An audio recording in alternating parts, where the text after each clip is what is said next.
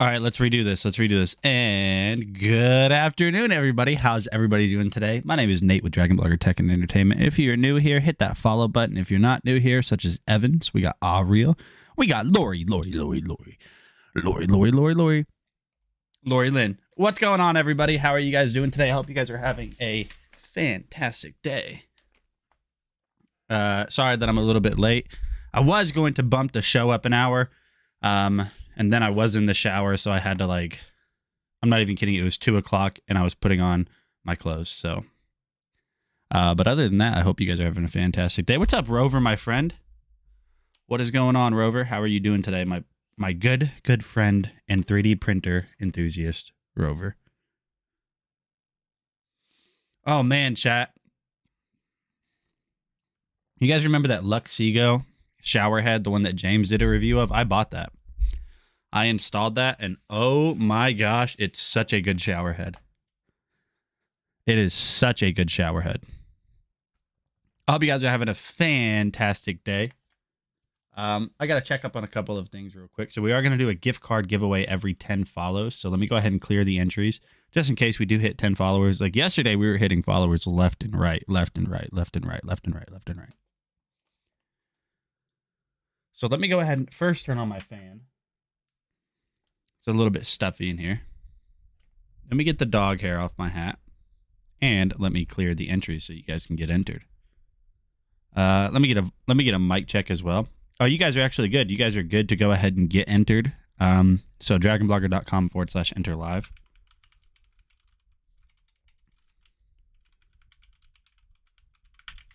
There we go. dragonblogger.com/enter live. There we go. So today was going to be a hobby stream. It doesn't look like today is a hobby stream, so we do just have videos and stuff, but we'll make it interesting just like we did yesterday. Let's see what we've got. We got some more projectors. We got the Homeback that we took a look at yesterday. We got some wall lights. I don't know. This is actually kind of around hobby-ish stuff, you know. It's not a deal stream, so I am able to swap stuff out however I see fit. How's everybody doing today? What's everybody's plans for the weekend? Cheers to the freaking weekend. Drink to that. Yay, yay. What's up, Angelo? What's going on, Angelo? I need some water. I need water, chat. You guys ever just feel parched? You ever feel parched and just need some water? I think we should start a podcast, chat. Maybe we can call it the Dragon Cast. Ooh, the Dragon Cast. What do you guys think of that? That just has a ring to it. The Dragon Cast. Look at that. That would be perfect. That would be perfect. We used to have one. Yeah, I remember that, James. A long time ago. We well, I don't remember if you were ever in any of them, but like, I remember I was in a podcast type thing with my brother Justin, Brian, and then myself. I remember we used to have that. I mean, we have the equipment now. If anything, we're even more set up now to do a podcast than we were before. All of us have good equipment. All of us have everything we need. Tomorrow at 5 p.m. Pacific, we'll be making my rice and beef stew. That sounds delicious. What's up, Jeanette Jackson? We got Jeanette Jackson in the chat. How's everybody doing today? Man, what would we talk about on the Dragon Cast, though? We would have to figure out a way to come up with topics, but I wouldn't want it to be like, you know, political topics. I would just want to chat. Does that make sense? Just hang out, chat, have a good time, and that's it. For roommate sister, they will be going to Arizona for a week. Okay. I see him. I see you. But other than that, chat, let's go ahead and get this show on the road. If there's anything specific you guys want to look at today, we have a ton of leeway on stuff that we are going to be taking a look at. So the first product we're going to look at is the Mega Wheels S10 electric scooter. So this one was done by Dang. You guys might know Dang for the whole board game. He's the board game guy.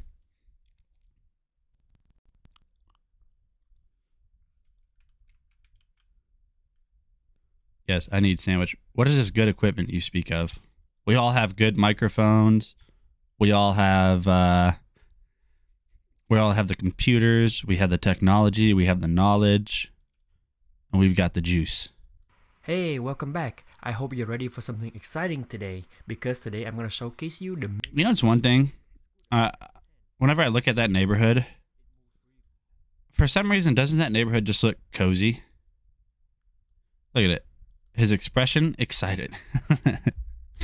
That neighborhood just looks cozy. Like, for some reason, if I go back, look at this right here. Yeah, better camera gear now.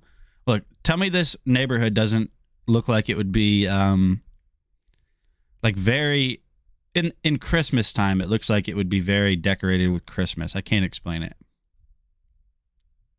It just looks that way. It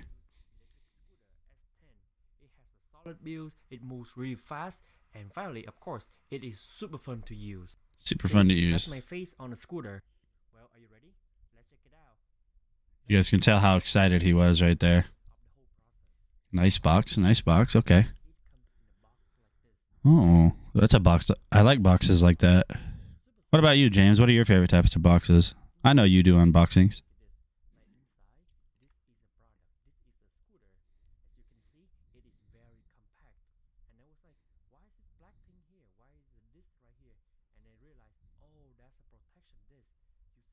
Very nice. Peanut butter and mayo. What is that combination? Let's be real. Nobody eats peanut butter and mayo sandwiches. I can see it maybe being good, but not with Miracle Whip. Chat, let me get a poll. I'm gonna do a poll in the chat. Do you like Miracle Whip or real mayo? Type which one you like. I like real mayo. Miracle Whip is gross. Ugh. Not tasty at all. It's not tasty at all. Nope. Real mayo. See, Jeanette knows what's up.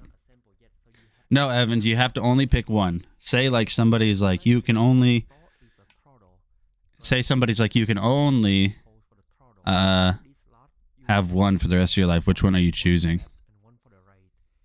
I'm going with real mayo, like Hellman's. But I don't even think Hellman's exists anymore.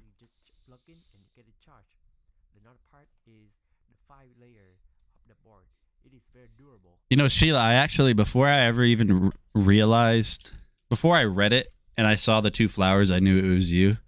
I like the new name, though, Stargazer. Real mayo. Miracle Whip is salad dressing. Yeah, real mayo, right? It's just better. I don't know. I feel like Miracle Whip is too, I don't know. It's too tart. It's got like too much of a tartness.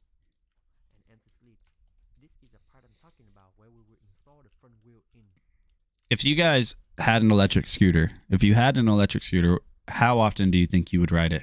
Like full honesty, you learn how to use it, you know how to use it. How often are you riding it? Oh, well, let's keep it playing. This setup right here, you'll see it has a tag with all the information in here. You will see that it's a Model S10 with a max speed of every day, yeah. Hours, max load of 265 pounds, and the max mileage.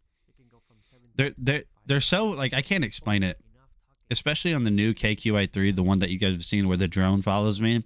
It's just so, they're so comfortable and so easy to ride, and like it sounds corny, but like the wind kind of blows through the wind is like blowing on you, and it's relaxing, it's peaceful. You don't hear them because they're electric, so there's no motor, you know, there's no like you don't hear a motor noise. I'm not even kidding you, chat. I've looked like such a nerd. I have used my electric scooters to drive to Walmart to buy Pokemon cards, and then I scoot away with my Pokemon cards. A grown man that's about to be a dad. A grown man that's about to be a dad has driven his electric scooter all the way to Walmart. Well, I say all the way. It's not even a mile away. It's a half mile away.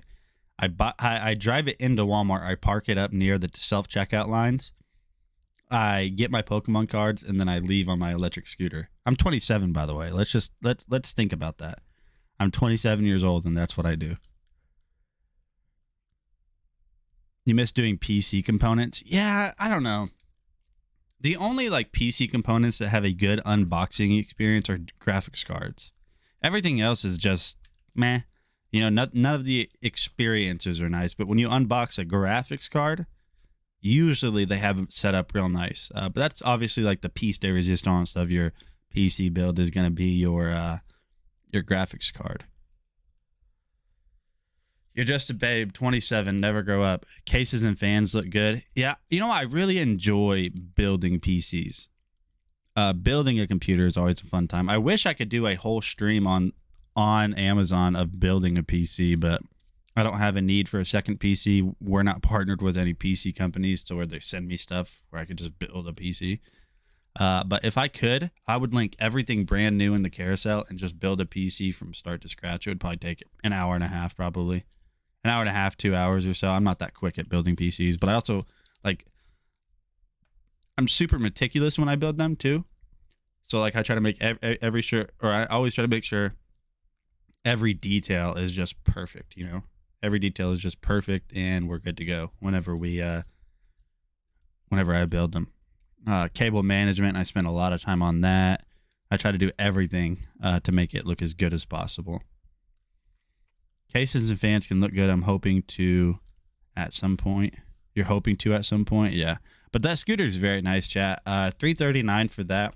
Let me look at some of the specs on this electric scooter from Mega Wheels. So you've got a 220, it's got a max 265 pound weight limit, a 12 to 17 mile range, a 16 mile per hour max speed, 3 different gears, 8-inch. It's foldable, good for kids, good for teens and adults. And it's also got a $30 off clickable coupon, my friends. $30 off clickable coupon. Very nice. It only takes 3 to 4 hours to fully charge, too. So at the end of a long, riding session, you only need 3 to 4 hours. You're collecting parts for a PC build. I've got like random parts hanging out, like old parts. I've almost got enough, minus a GPU and processor. I've got enough parts to entirely build a new computer. So really, if I wanted to build a computer on stream, I would need to buy a case. Well, I got to get my graphics card repaired, but that's a whole other story. I would really only need to buy a graphics card and a case because I have hard drives. I have a motherboard. I have case fans. I have RAM. I have a graphics card, kind of. One that doesn't work. But it could work. But yeah, chat, if you guys need a new electric scooter, that one's very nice. The next product we're going to look at, you guys have seen this before. This is the Pharaoh Laser Engraver 2. Laser engraving is really fun. Really, really fun. If you guys haven't laser engraved ever before, it's really, really, really not as difficult as you might expect it to be. Like, at all. Give me a second. I gotta get back to where we were at. Not difficult at all. This is a great beginner's laser engraver too, by the way. Normally $350. Today, chat, it's $315. $315. That video doesn't exist. We got who do we got there? Cannoli. That's a funny name for a dog. I like that, Cannoli. Come here, Cannoli. Cannoli, come here, Cannoli.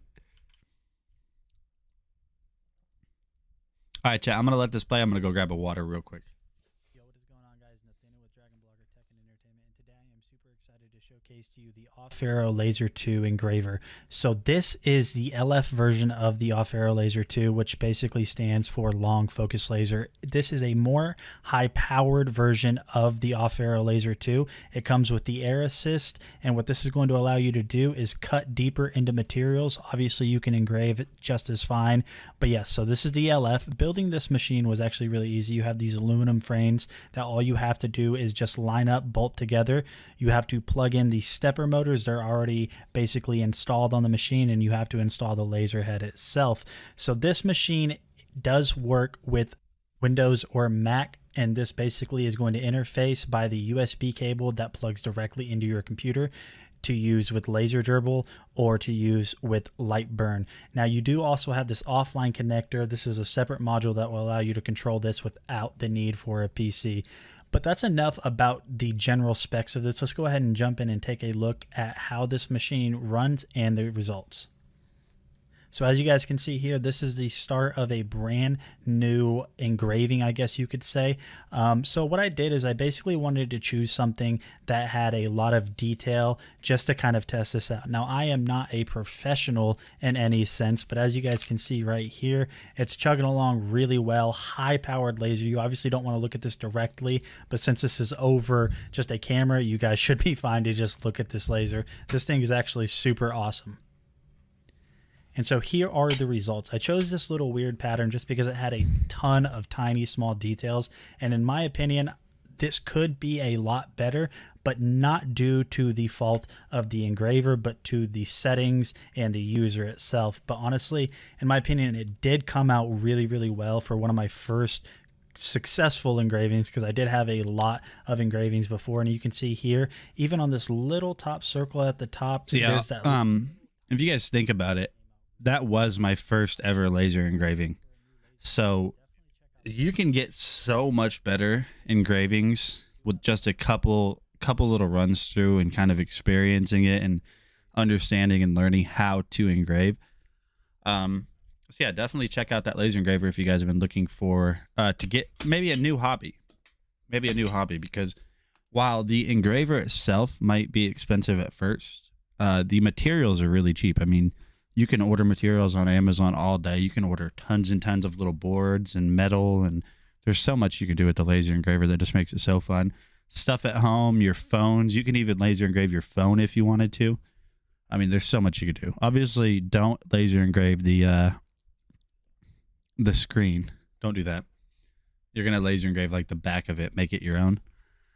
So the next product we're going to look at today is going to be the Ecoflow River 2. This just showed up today. So we're going to go ahead and do an unboxing for it. But I have to link it in the carousel first. So let me, give me a couple of seconds, chat. We're going to get this figured out. Ecoflow River 2. Move the address label. Oh, yeah, you're probably right. You're right. I'll make sure it's not seen. Is it even?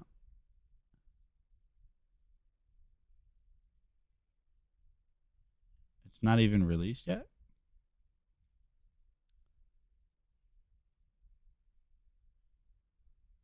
Let me see if this is correct.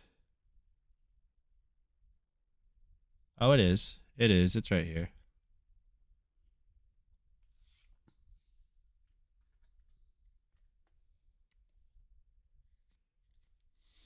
All right, chat. So give me a second. I gotta swap this in the carousel. Edit. Let's go ahead and remove the mega wheels because we already did that. So I need to add this. River 2.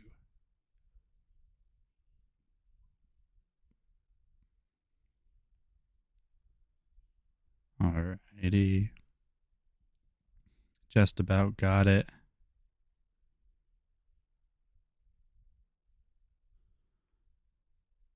There we go. I added it to the carousel, my friends. So let me go ahead and select that.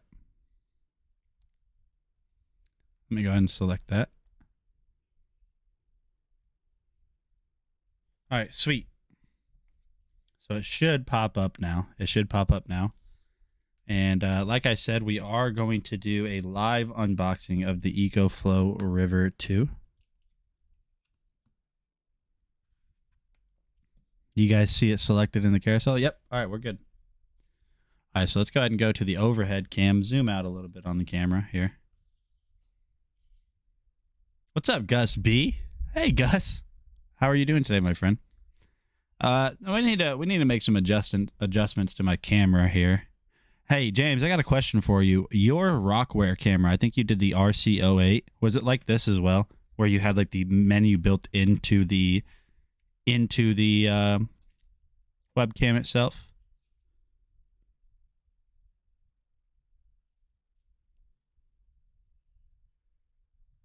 Much better right there. There we go. All All right, chat. This is the EF Ecoflow River 2. This is super, super new, by the way. The River 2 recently just released. It just released. Oh, your menu wasn't built in? Yeah, so like with my remote, the menu, or the remote, whenever you hit the menu button, it appears on the screen that you're connected, or it appears where it's connected to. There's no software. There's no software for it. Give me 1 second, chat. I gotta check something real quick before we continue.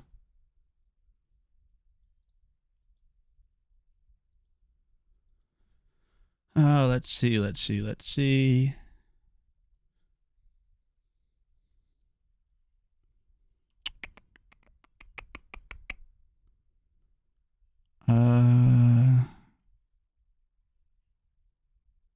I'm just checking something. I'm trying to make sure there's no other requirements. What's up, John? What's up? What's going on, John? How are you doing today? Hold on a second, my friends.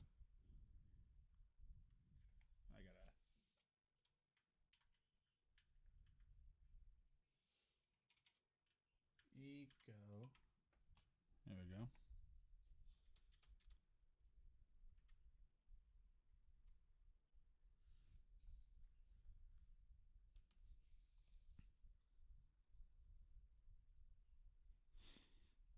All right, so let's just go ahead and continue with the unboxing on the Ecoflow River 2. So this is one of their newest power stations, friends. One of their newest power stations.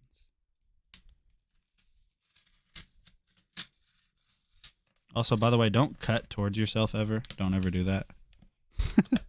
That is definitely not something you're supposed to do. You're not live on Twitch? It's not.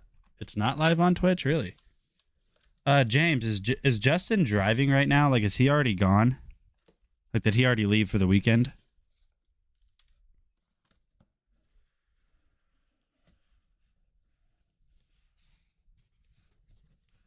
Okay, come on. There we go. All right, so let's go ahead and get this out of the way first. This is a little bit cramped for space here, chat. Just throw this over there. Dang, I almost made it balance. Uh-oh. Uh-oh, chat. We messed it up. We messed it up.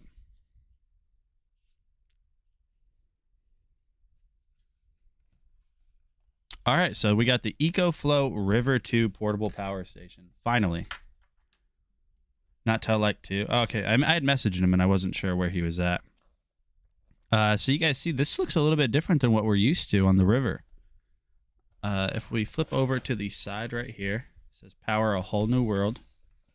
So this says faster than ever. Using proprietary charging technology, the River 2 can recharge 0 to 100% in 60 minutes. That's 5 times faster than the competition. We messed it up.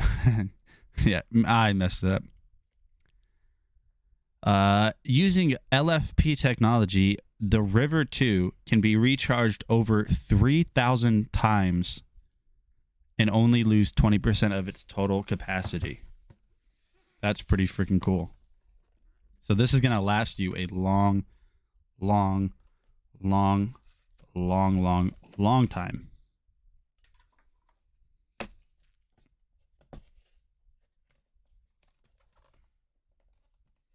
Apparently this is like the most difficult box in the world, chat. It almost feels like I didn't cut through anything. There we go. There we go.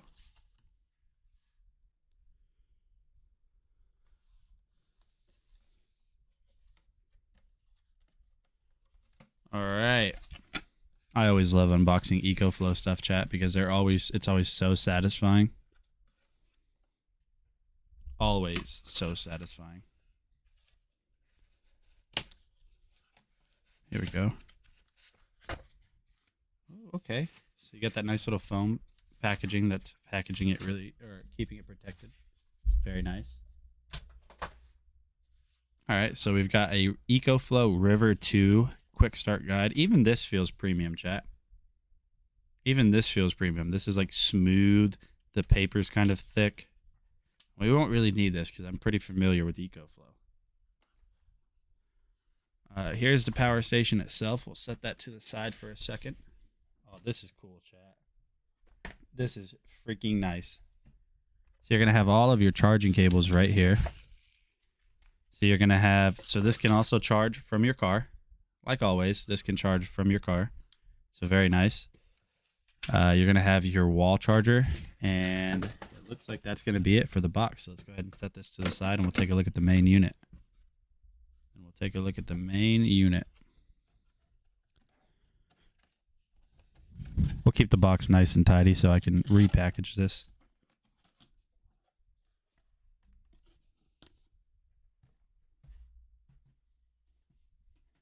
I'm running out of space, chat. I'm running out of space. Look, you can still see the coffee from yesterday. All right. So immediate differences that I can tell on the Ecoflow River 2 compared to the older ones is the overall layout of everything. So if we take a look at it right here, you're going to have your 12-volt adapter. So you can charge this from your car or charge car accessories from it. You're going to have two right here. You're going to have two different plugins. So one's going to be grounded, one's going to be not grounded. You're going to have a USB-C, two USB 2.0As. You can individually control all of these. You have a little bit of a smaller screen here. If we take a look at the back right here, you're going to have your fan because this can run a little bit warm whenever it's powering something. This is going to be your input to charge with solar panels. This is going to be your input to charge with your power. With your wall power.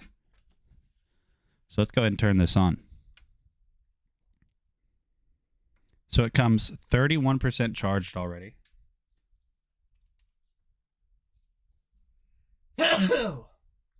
Bless me. Excuse me. We're good.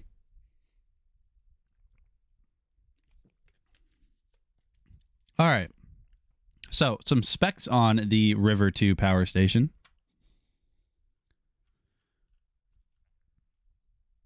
Not a lot. Not a lot. Let's see. River 2 power station.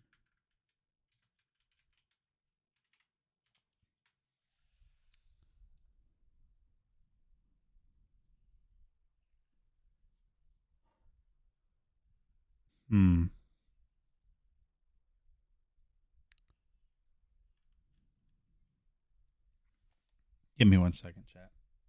I honestly don't know the specs on it, but if you guys just take a look at it, this is, I appreciate that, Jeanette. It's very nice. The next time we talk about it, I will show you guys the specs on it. You guys can see it's a very simple design, a ton of portable power. So if you guys need a new one, $299 right now. $299, you got this nice little handle. And this one, honestly, is a lot lighter than the previous River power station. Yeah, very nice, chat. Very nice. So the next product we're going to look at, we got to go way back in the carousel. Way back in the carousel. It's going to be the Anker Nebula. The Anker Nebula Cosmos 1080p projector.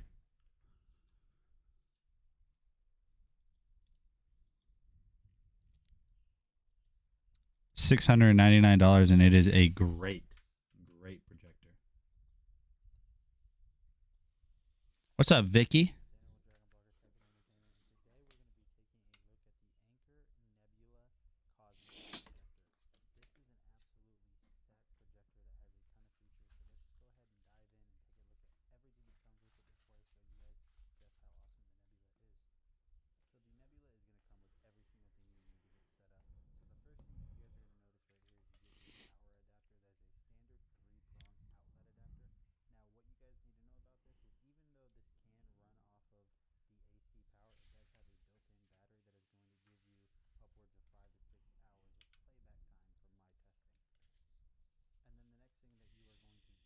All right, so let's go ahead and right here. So if we open this up, skip through this video. You guys just want to see what it looks like. Different color, hue, and there we go. I just put that up. We'll go ahead and just click into my adjust and open the settings and show you guys of some of the things that this can do. Someone stole their truck. I feel like calling them a thief is kind of an understatement, no?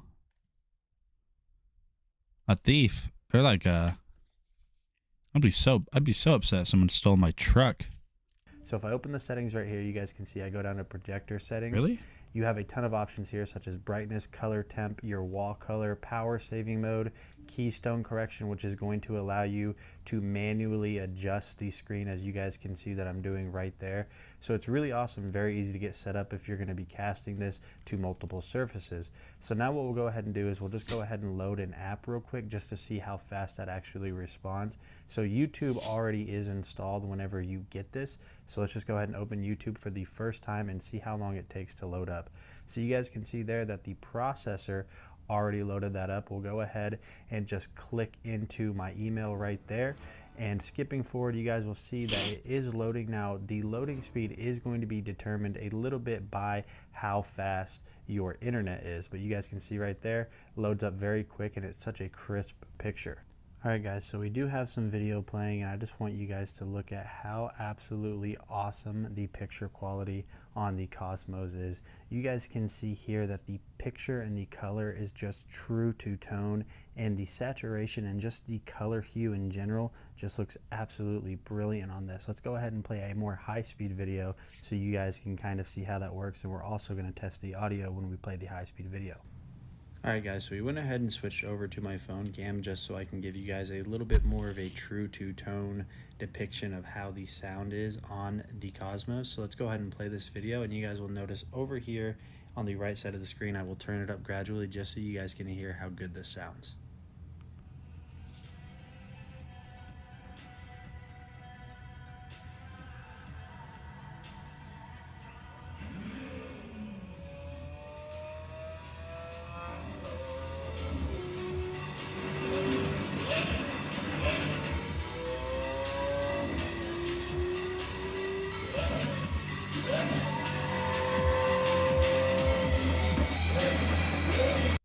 I was thinking about it and thought it would be a great idea if Yuffie could develop a car AI for their cams.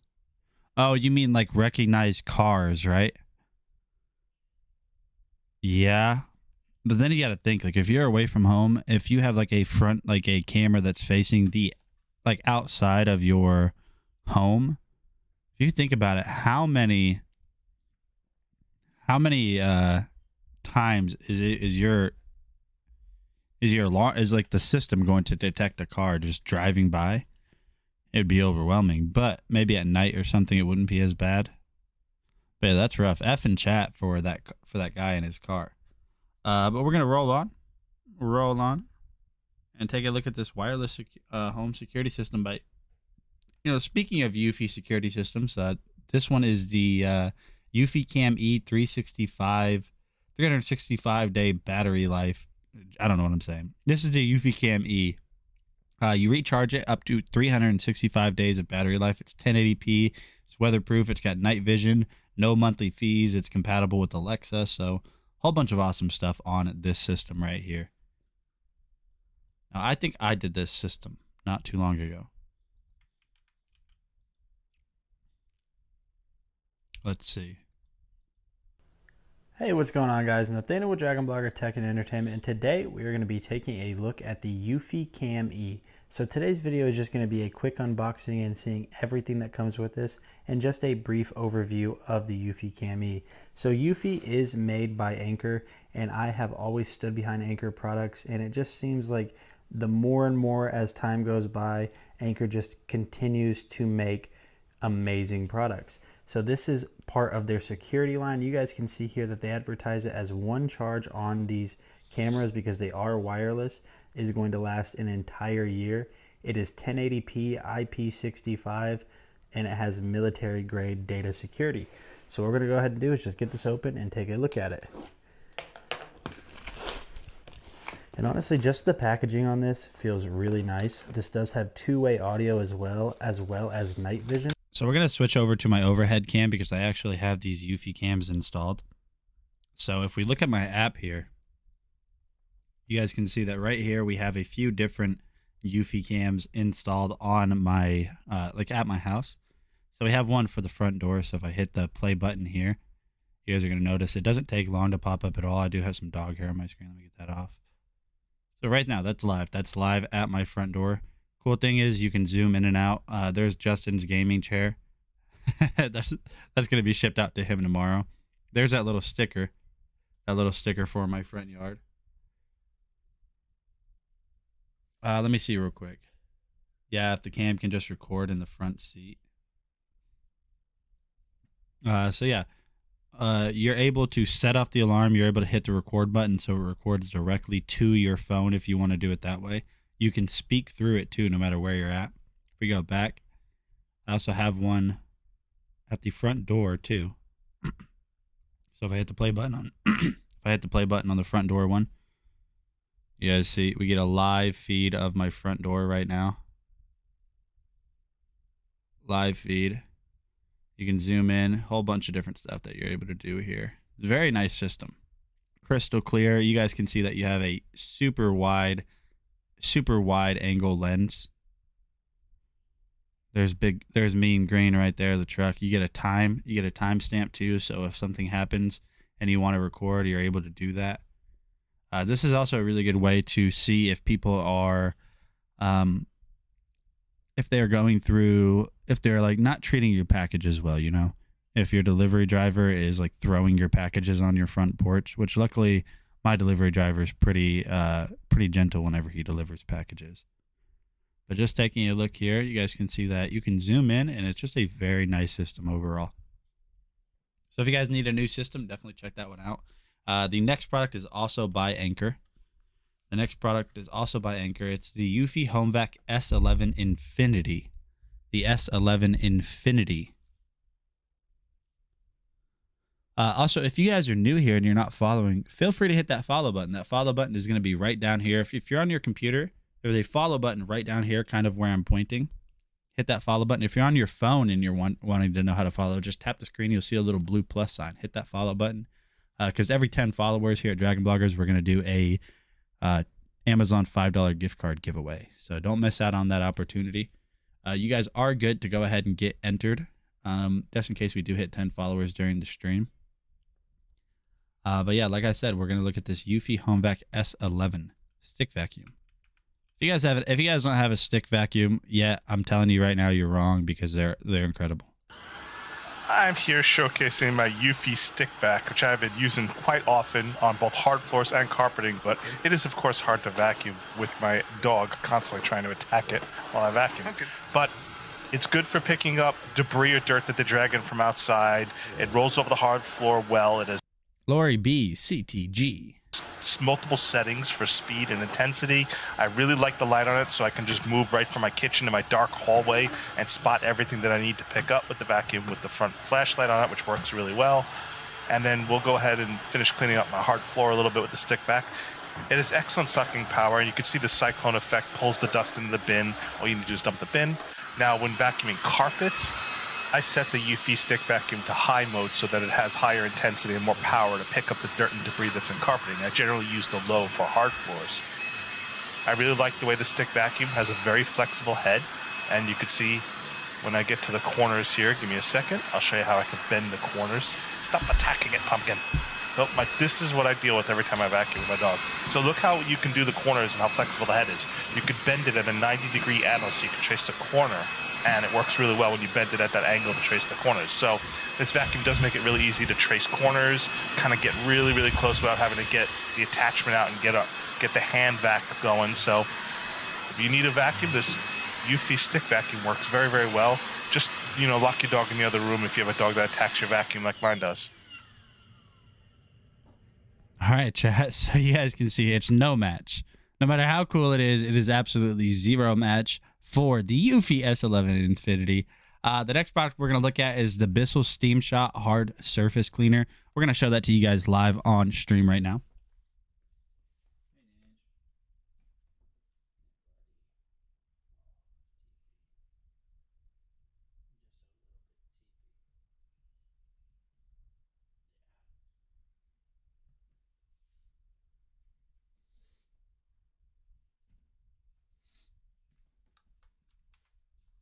So, chat, this is actually a great opportunity for me to show you guys how well this works. And the reason I say that is because we currently do not have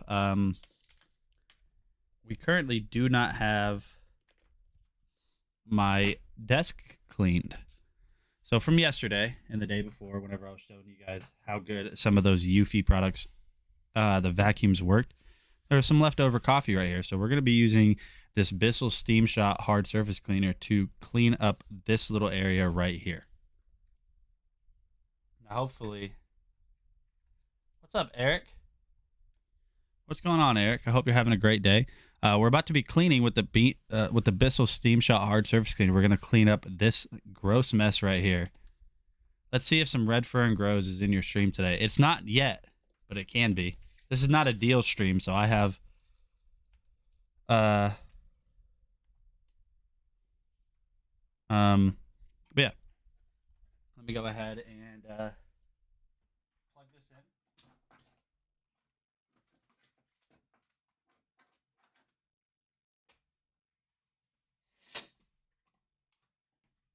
All right, chat. So we do have it plugged in. There's no power button. Clean for the book reading. Yeah, let's do that. Let's go ahead and gotta untwist this real quick.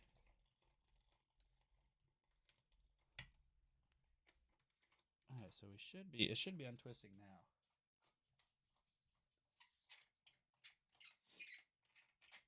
There we go. So what we want to do to get this started is you just want to pour in some water. So we don't need a lot for today's stream. Now, don't ever do this like after it's been plugged in for more than a few minutes because it's going to be really hot and steam's just going to escape from there. But you should be good to go as long as you do it, within the first minute or so. So we're just going to finish up this water bottle, pour some water in the top right there.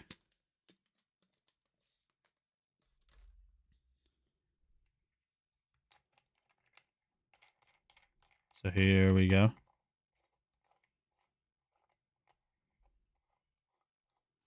All right, chat. So now you see that right here, you have this little orange light. And what that orange light signifies is that it's currently heating everything up in order to get clean. It's currently heating everything up. So what we're going to do is we're going to let this heat up for a couple of minutes. We're going to go to the next product, which is the Yuffie Baby Cam. We're going to play that video. I'm going to go grab a different attachment head for this so we can scrub this down. And then we'll come back to this and take a look at how good it cleans.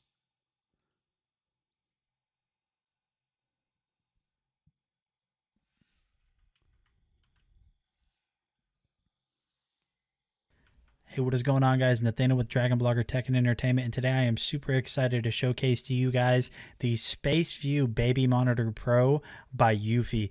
So this is a very, very easy to set up and use baby monitor by a company that makes very high quality products. So I am expecting this thing to work very well.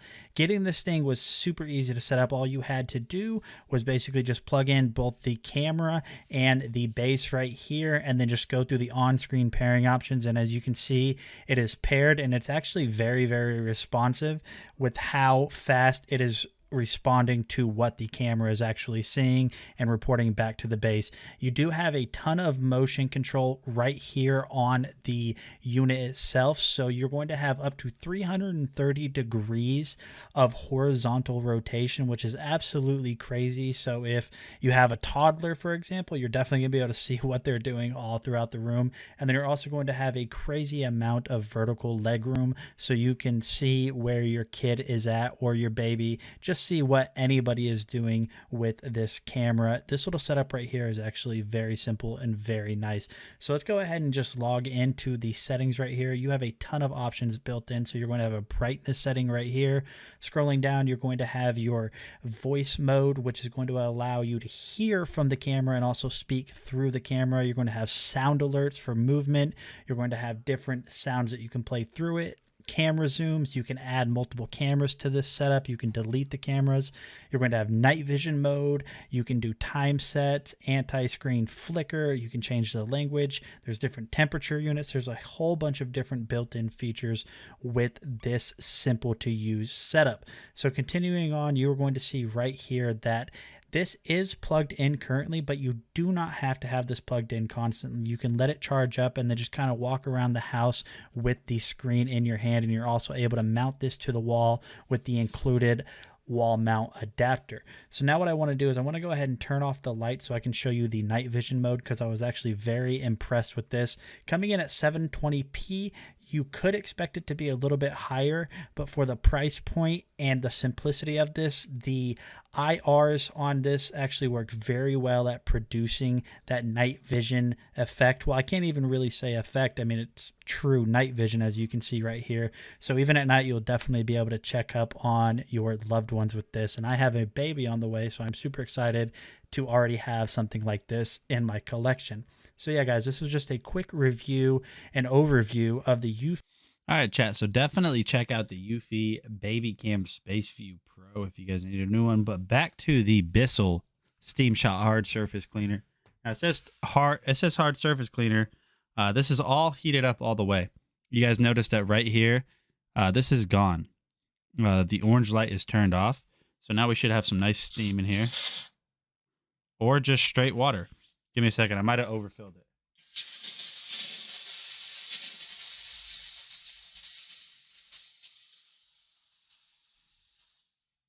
All right. So it was a little bit overfilled. Let's go ahead and clean it. Let's see. Let's see if it gets up this dirt. Now I might... Oh, it smells like coffee. I'm not kidding you, chat. Because that hot water is mixing with the coffee, it immediately smells like coffee. Like hardcore too. Hardcore smells like coffee in here now. I don't know why Twitch. It should have streamed to Twitch. I guess not though. So this might not. Oh, it is working. I need to grab a rag, chat. Otherwise, I'm not gonna be able to get this up at all.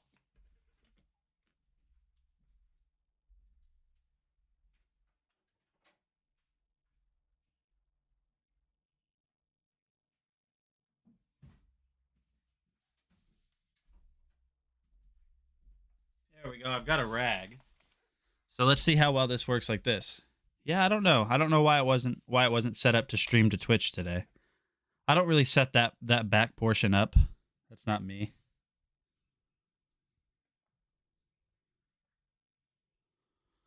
All right, so here we go. Let's get some steam on this. Make it smell like coffee. Might need some soap for this. Look at this. This is ridiculous.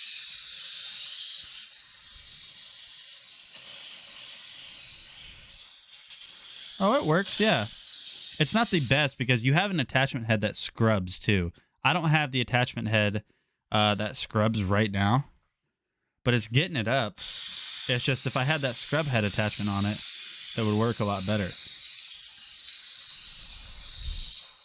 So I'll kind of go behind it maybe a little bit. Oh, it's definitely working. Getting all of that up. And it's disinfecting it at the same time. And the majority of this is just water at this point. There's really not much coffee left here.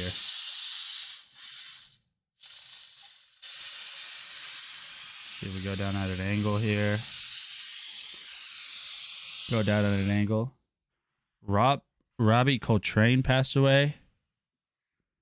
Yeah, who is Robbie Coltrane? I have zero idea who Robbie Coltrane was. But check that out, chat. Look at how much dirt that's pulling up. All of that coffee. Just keep going over it. So this is going to be not only good for hard surfaces, this is going to be good for stuff like your chair too. So if you guys want to disinfect your chair and clean your chair real quick, you can do that very easily. Just like this.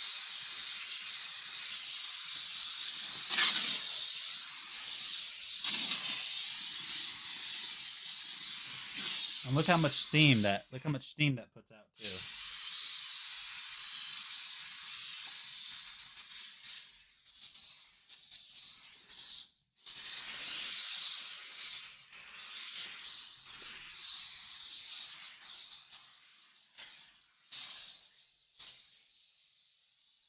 So now if you guys look, I have a completely disinfected chair. This is super, I mean, it's boiling water, literally boiling water. He was also in the movie Cruel. I'm not sure I know which one that is. Yeah, I'm not too sure I know which one that is. But let's go ahead and this. So if you guys need a new hard surface cleaner, definitely check this one out from Bissell. I'm sure you guys have all heard of Bissell. Great products. Great products. Now he's going to have a wet hot seat. No, not really. It's not wet. It's warm. But because it's vapor, I mean it goes away pretty quickly.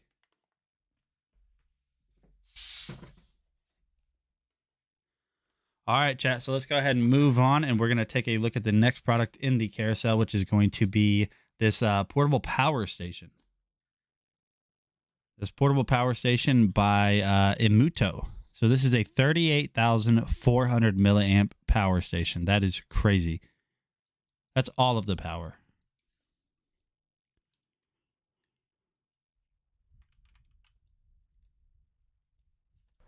A night in the dark and you need a light and a power bank for your mobile devices? No worry no more, since the Inflator power station got you covered. In this video, I'm gonna showcase you how fantastic the Inflator power station is. Weighing at 2.64 pounds, the Inflator can easily become an essential assistant for your camping or outdoor trip. Not only the product is lighter comparing to most of the power station in the market, it also has a more compact design as well. As its name suggested, the Inflator presents itself in a cube form that is covered with the aluminum alloy. Not only does it make the device more modern and stylish, but also it serves some main functions too. The aluminum alloy helps the Inflator cube more resistant to falling. At the same time, the material makes it easier for the Inflator to dissipate the heat. Don't judge the product by its size. Even though it is a compact one, it is such a mighty device when it comes to deliver the power. The first thing I want to talk about is its universal compatibility. The Inflator power station has all the ports you need to charge your device and appliance, including 3 DC ports, 2 USB-C ports, and 2 USB-A ports. By having all the popular and essential ports, the Inflator is capable of charging up to 85% digital device in the market currently, and your daily electronics such as smartwatches, smartphones, tablets, drones, and so on. Moreover, you can also extend the compatibility of the Inflator power cube by adding the AC inverter. This new add-on provides an additional AC port which you can use to charge your electronic appliances such as laptop, camera, fans, and drones. This will also make your camping experience better since it is capable of charging all the essential devices. Not only is it compatible with a lot of devices, but also the Inflator power station brings you the convenience while charging them. Thanks to the PD 100W technology, the device can deliver fast charging in 2 ways. Within 1 hour, it can self-charge from 0 to 80% already. That is 4 times faster than similar sized product. At the same time, the PD 100W also help you to charge your device faster, approximately 1.5 times faster. When it comes to charging in convenience, the Inflator Power Cube will surprise you again. There are 3 different ways that you can power up your Inflator. You can charge it traditionally via wall charger, or if you are on the move, you can charge it via car charger. And it also has the most environmental friendly way, charging with a solar panel in under 2 hours. Another feature that I really enjoy is how intuitive this device can be. Being equipped with an LED display, the Inflator power station can show you in real time the usage of the battery, as well as the status of the device. This feature comes in handy a lot of time, since it can give you a decent approximation of how long it takes to fully charge your device. Moreover, the LED also displays the charging duration, how long it takes for the device to come fully charged. Last but not least, a feature that makes the device a must-have for all the outdoor adventure. The LED light panel. It is a simple operation by pressing the light panel itself. Very straightforward and intuitive. You can also adjust the brightness of the light panel by pressing it again, or it can even go to the strobe mode. Very useful. But do you know what the best part is? Even when you use a device in the lightning mode, it also gives you the real-time status of the device, so you know exactly how long you will have your light with you in the dark. I have been using this Inflator power station in many occasions and I love it. It is so easy to use, simply plug and charge. Moreover, thanks to its wide range of compatibility, all of my devices are always in good shape. I also love how compact and portable it is. It doesn't take up a lot of space in my luggage, so I can easily bring it with my laptop for my daily charger. I highly recommend this product. All right, chat. I was just sitting there eating nuts again. Don't forget to hit that follow button if you're not already following. We have a ton of giveaways going on. I'm going to share some links in the chat during the next video. You didn't mean to send what? That I look ancient? I feel like I don't look too ancient. I feel like I look, I feel like I look pretty young. I'm going to be real with you. I feel like I look youngy.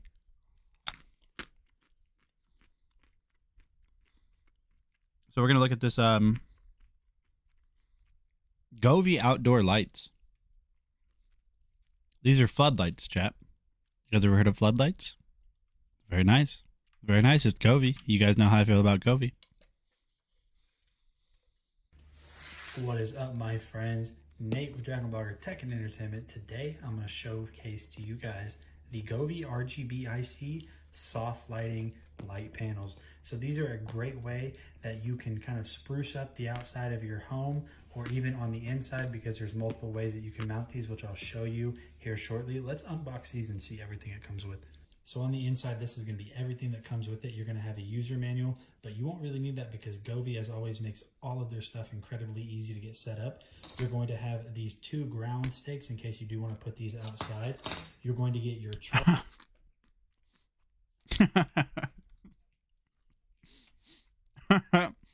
What's a Benjamin Button face? How does... Hold on.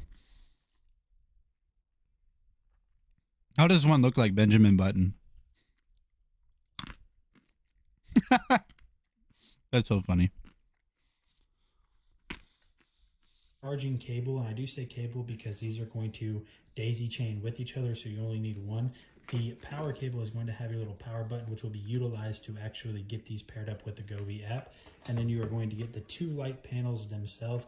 If you look at the bottom here, you guys can see that you have the little mounting hole right there, and then these 2 little mounting ovals on both of them if you want to mount these to a wall, mount them to a floor, really whatever it is. So let me go ahead and I'll showcase to you guys what these look like on the inside.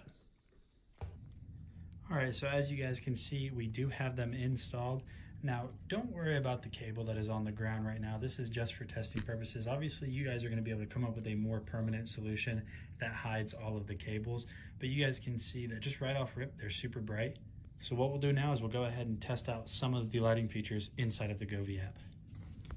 So if you guys look right here, this is in a red color. And honestly, this is going to be something really good if you want to set these up outside during Halloween, just to kind of add some of that scariness to your porch or really whatever it is. You guys can see the red looks pretty creepy, but also really cool. So this mode right here is part of the scenes that is inside of the Govee app, and this specific mode is called Dance Party. You guys can see it adds a really nice ambience to the room. So if you guys are having guests over, you guys are throwing a party, something like this is going to be really good for that. You're also even going to be able to add in just a nice smooth transition effect, and this one is called Aurora, and it just looks really nice in my opinion. And now this specific mode right here, this is called Thunderstorm, and it's doing its best to kind of mimic the effects of lightning during a thunderstorm. I think this one looks really nice as well. And then by far, one of my favorite modes is called Sunset. So this is going to be a really good mode if you guys are winding down at the end of the day and you guys just want to create a calming ambience. This is definitely going to be one for that. Let's go ahead and move these outside and test them out there. All right, my friends, so we have these installed outside, and just taking an initial look at these, I think they look incredible and add a really nice effect to the outside of your home. They kind of act as I'm home lights, just so everybody knows that you are here. Now, if people are driving by, this is kind of a street view as to what it'll look like for people that are on street level.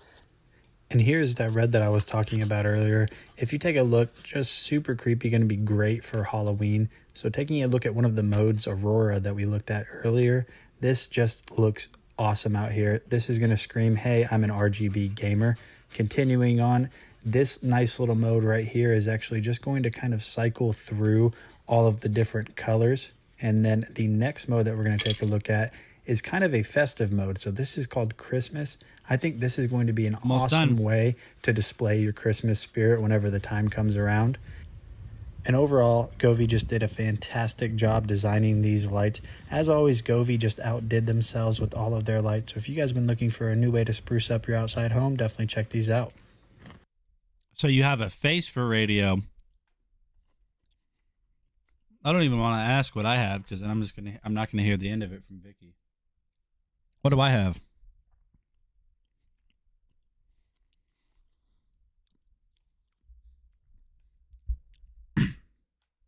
So I bet you are a heartbreaker, and you sound like a heartbreaker now. You got the look. Dang. Rover was out here breaking hearts, chat. I don't break hearts. I've never broken a heart.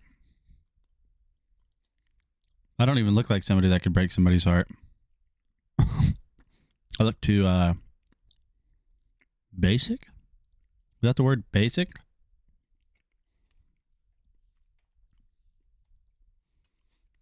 Vicky's out here breaking my heart every day. I get bullied from Vicky. It's not my fault I like nuts. They're tasty.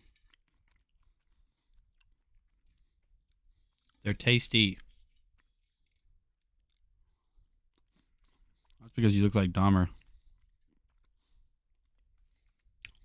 How about now? I don't look like Dahmer now. I do look weird, though. I look like my dad a lot. I mean, a lot. But I also don't at the same time. Now, I know that might sound confusing, but it's weird. I don't look anything like my mom, but I look exactly like my dad. But also at the same time, I look like somebody else's mom. I can't explain it, chat, all right? Still Dahmer vibes. No, I need more square glasses. I don't think Dahmer had like RGB. Dahmer didn't have like RGB lights in his room. Dahmer didn't have dragons everywhere. You know what I mean? Did it get to 8,000? We did not. We did not. We have 85 more followers to go to get to 8,000 followers. It's not that many. That's not that many at all.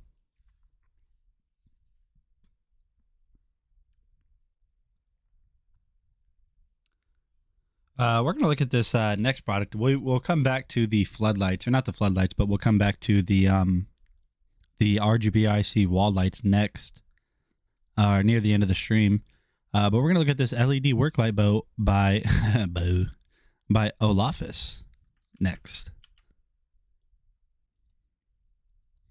All right, what do we have today? I don't know. All Tell us. plus 60 watt work light. Okay. They say 6,000 LM. That's lumens. 6,000 lumen. That's a lot of lumen.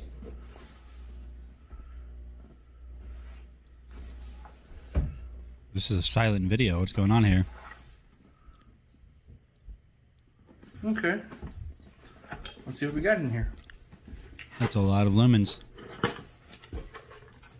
And that's some thick cardboard. Good project stuff. Thick. THICC thick. Not a whole lot of extra packing so far. Nice handle. And some assembly required. Vicky knows a lot about Jeffrey Dahmer. Ooh, thank you. How nice. Vicky knows a lot about Jeffrey Dahmer. And Is there something you want to tell us, Vicky? tools. Hoping instructions are in here somewhere. Alright, so we got a 60 watt LED work light. And not a book. A lot of packing. All the packing. I just want to see it be super bright. We might summon James because he has a... did you guys see his shirt? His shirt says, I like lights and sound, I think. Oh. What's up, Kim J. Phillips? How are you doing today, my friend? I hope you're having a fantastic day. Welcome. Welcome. Vicky watched the miniseries. I think she used to... Nate, You do like your cuts of meat. You talk about it a lit. Dahmer vibes. I like barbecue. I like beef and pork. Beef and pork is what I enjoy. I guess the next thing to do is plug it in. And 6,000 lumens. I probably don't want to be looking at this when I turn it on. Just a guess there.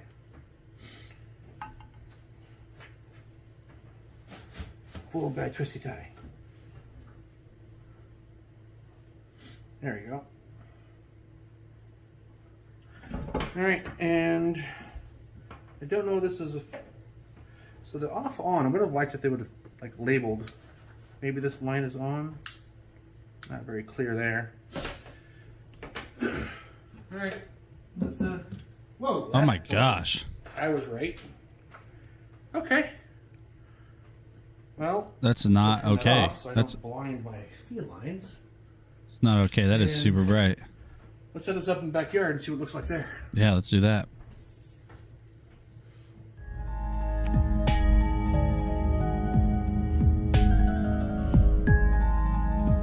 Are we listening? Oh my gosh.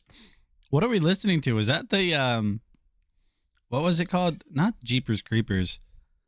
What was that Halloween sound? Din, din, din, din, din, din, din. You guys remember that? Din, din, din, din, din, din. Goosebumps. Was that from Goosebumps? What just happened? This line is on. Not very clear there. That's bright. I was right. It reminded me of Okay. the Goosebumps theme song. Well, let's go and turn that off so I don't blind my field lines. Well, I know that I didn't say. And- Din, din, din, din, din, Let's set din. this up in the backyard and see what it looks like there.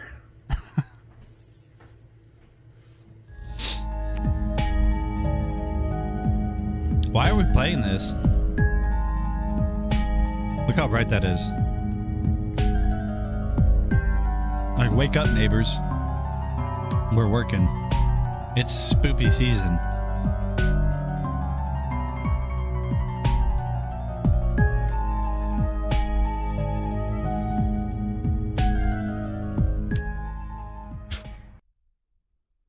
All right, so if you guys need...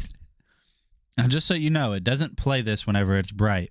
I mean, whenever you turn it on, it doesn't automatically play music. So if you're under the impression, you're wrong. You're wrong, okay? So the next product has nothing to do with lights at all, but it's a 40-inch oscillating tower fan by Pelonis. Pelonis. Pelonis. That's what I'm going to try to mispronounce every name today. This is the Pelonis 40-inch oscillating tower fan.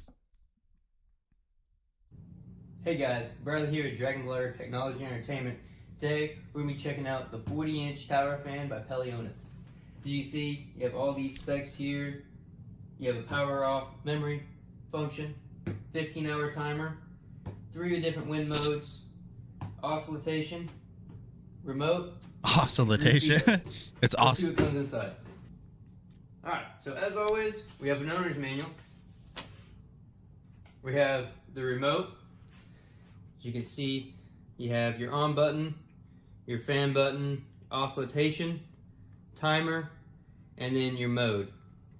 In the back, you have our cover for 2 AAA batteries. We have 2 pieces for the base of the fan. You just go over the top of each other like so. Turn these little knobs here and that'll get it to lock in place. Now our base is ready to go. Then we have our fan. To get it Wow. hooked up, Fan chat. What a nice fan. This is kind of what I wanted right here, roughly about right here. fan's plugged in, ready to go. You can just hit the on button, turn it on. You see here we have different speeds. You have 1, 2, 3, and then you have an eco. You have oscillation. You have your mode button, And that's going to be from left to right. You have your normal, your natural wind, and sleep. Then you have your timer. It goes from 1 hour to 15-hour timer. So that's what 1 sounds like. This is what 2 sounds like. 3. Eco. You can oscillate it. Oscillate it. You can also change your mode. Natural wind. I'll oscillate to that. Sleep. And then timer. There's 1 That's how I hour, laugh now. Get over it. 2, What's up, 3, Friday Fart Master? 4, 5. I like it. I like it a lot. 7, 8, 9, 10, Ding, 11, ding, ding, 12, ding, ding. 13, 14, and 15 hours. Oh, you can make it. All right, so if you guys need a new tower fan, yeah, I'll oscillate to that. Oscillate. That's not even a word. Oscillate. I'll oscillate to that. He can count, dude. Like, he's like, dude, I'm telling you, he's like so good at counting. Like, 1, 2, 3, 4. He gets it. So we have a new racing chair. I don't think I've seen this before. This might be an older video, or it's new, and I just didn't know that somebody covered this. Senor Dragon Blogger.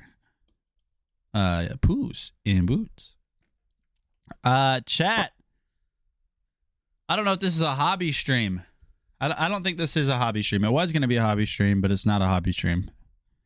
I can still, it's not a deal stream, so I can swap stuff in and out. We might do some live unboxings here in a little bit. But yeah. Man, I didn't know you were inked. Inked. Yeah, I'm inked, dude. You didn't? You've really never seen this before? Like, I haven't like been like checking it out, dude. But you haven't like seen it just kind of like right here on my arm. Dude, I've been inked forever, dude. I think that, yeah, this is my first tattoo. I got this one,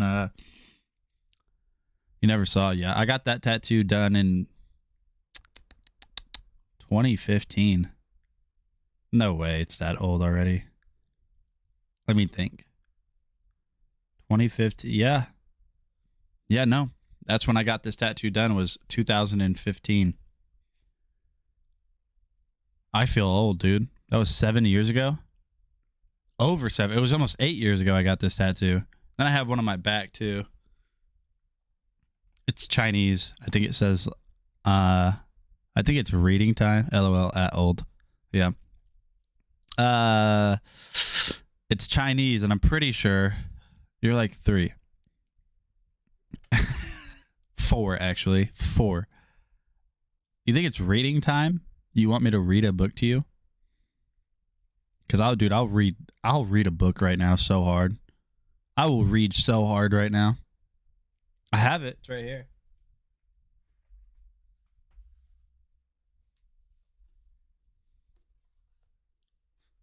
Check it out, Where the Red Fern Grows. Huh? Huh? I brought my little sleeping bag. Read it so hard. I'll read the book so hard right now. All right, this is slightly uncomfortable with where this conversation has turned to, chat. Let me swap it out in the carousel. Let me swap something out. I'll swap out a cover a product we've already covered. I'll swap out the Bissell Steam Shot Hard Surface Cleaner because they don't sponsor us at all. We get no love from Bissell. Bissell don't be giving us the love we need. It'd be that way sometimes. Don't forget the fireplace. Well, the fireplace doesn't work because the camera's overhead now, remember? Gosh. I don't even know what chapter we're on, too. So you're going to have to do some research and figure out which chapter we're on because if I'm being real, no idea. Where the red fern grows.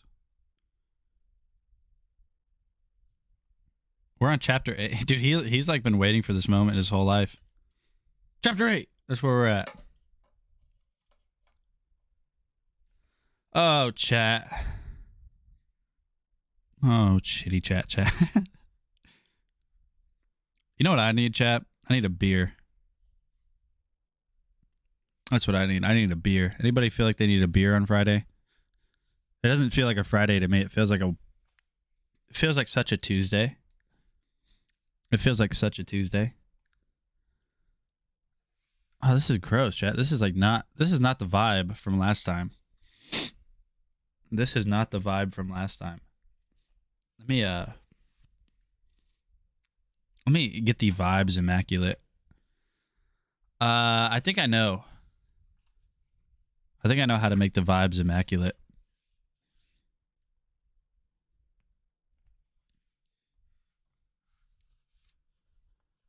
All right, so chapter 8, you say. There's chapter 9. You sure we're on chapter 8?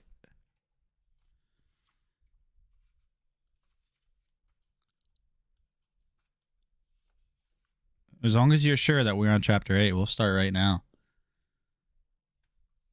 I think I know a way to make the vibes a little bit more cozy. Check this out. Hold on. Watch this. That's why my computer is running slow. It's trying to update.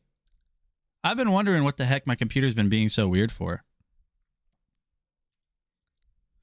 So we're going to change my lights to a warm light. More of a warm light. And that'll make it like immaculate, you know?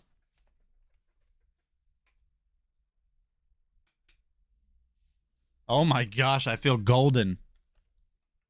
Everything is so golden, chat.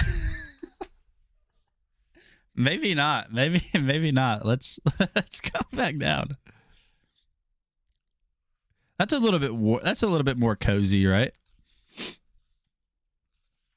That's a little bit more cozy than it was before. All right, so chapter 8 of oh, that's still so overbearing. Hold on. Yeah, it's a little bit better. It's a little bit better.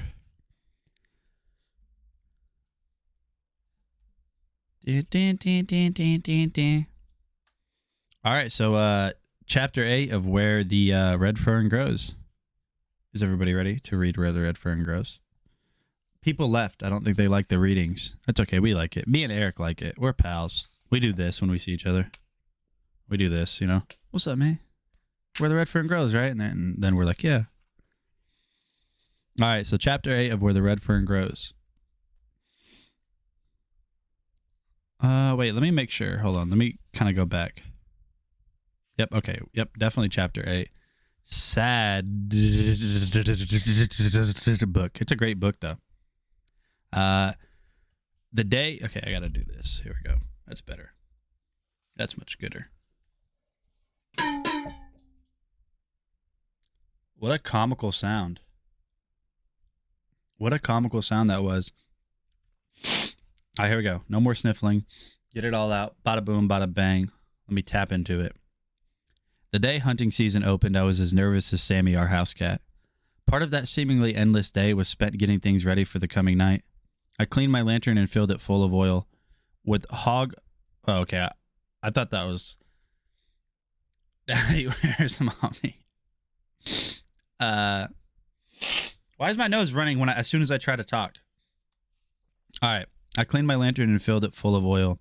With hog lard, I greased my boots until they were as soft as a hummingbird's nest. I was grinding my axe when Papa came around. He smiled as he said, "This is the big night, isn't it?" "It sure is, Papa," I said, "and I've waited a long time for it." "Yes, I know," he said.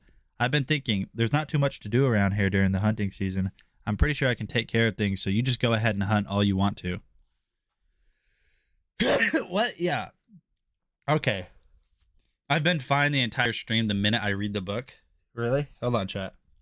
Let me blow my nose, actually. Give me 1 second.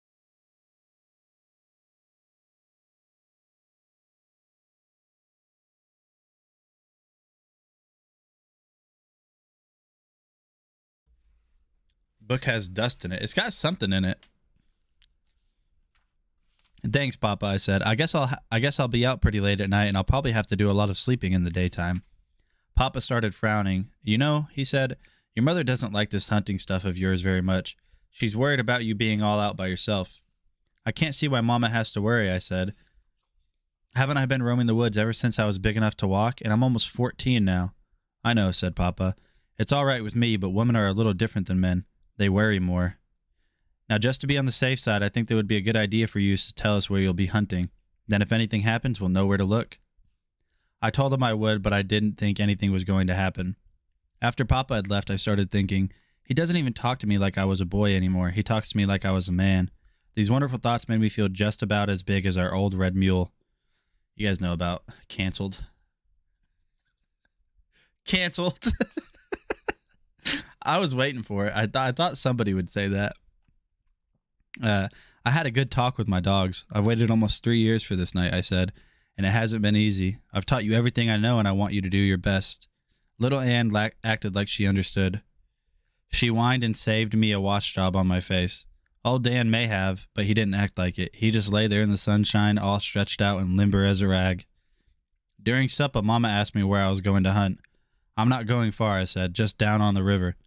I could tell Mama was worried, and it didn't make me feel too good.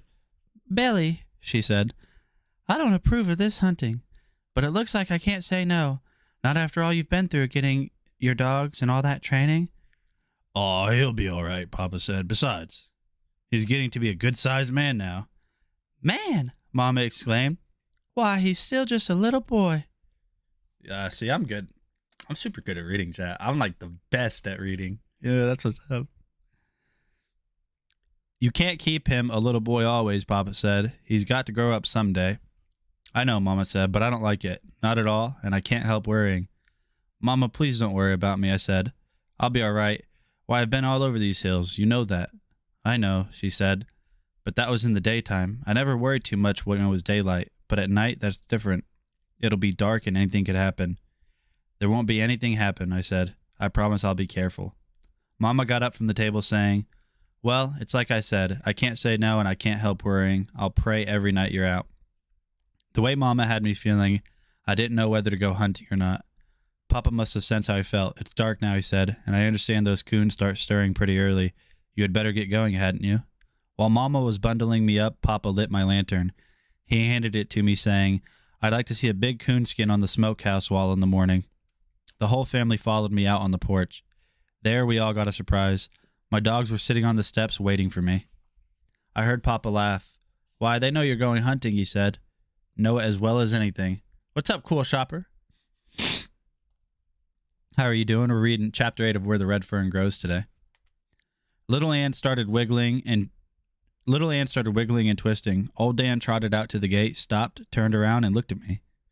Sure, they know Billy's going hunting, piped the little one, and I know why. How do you know so much, silly? Asked the oldest one. Because I told little Ann, that's why, she said. And she told old Dan. That's how they know. We all had to laugh at her.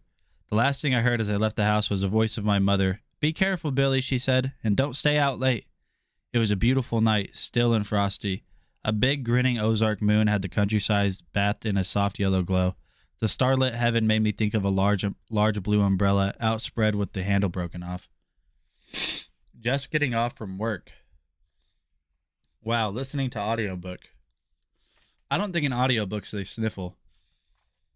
I don't think in audiobooks they sniffle at all. I'm going to be real with you.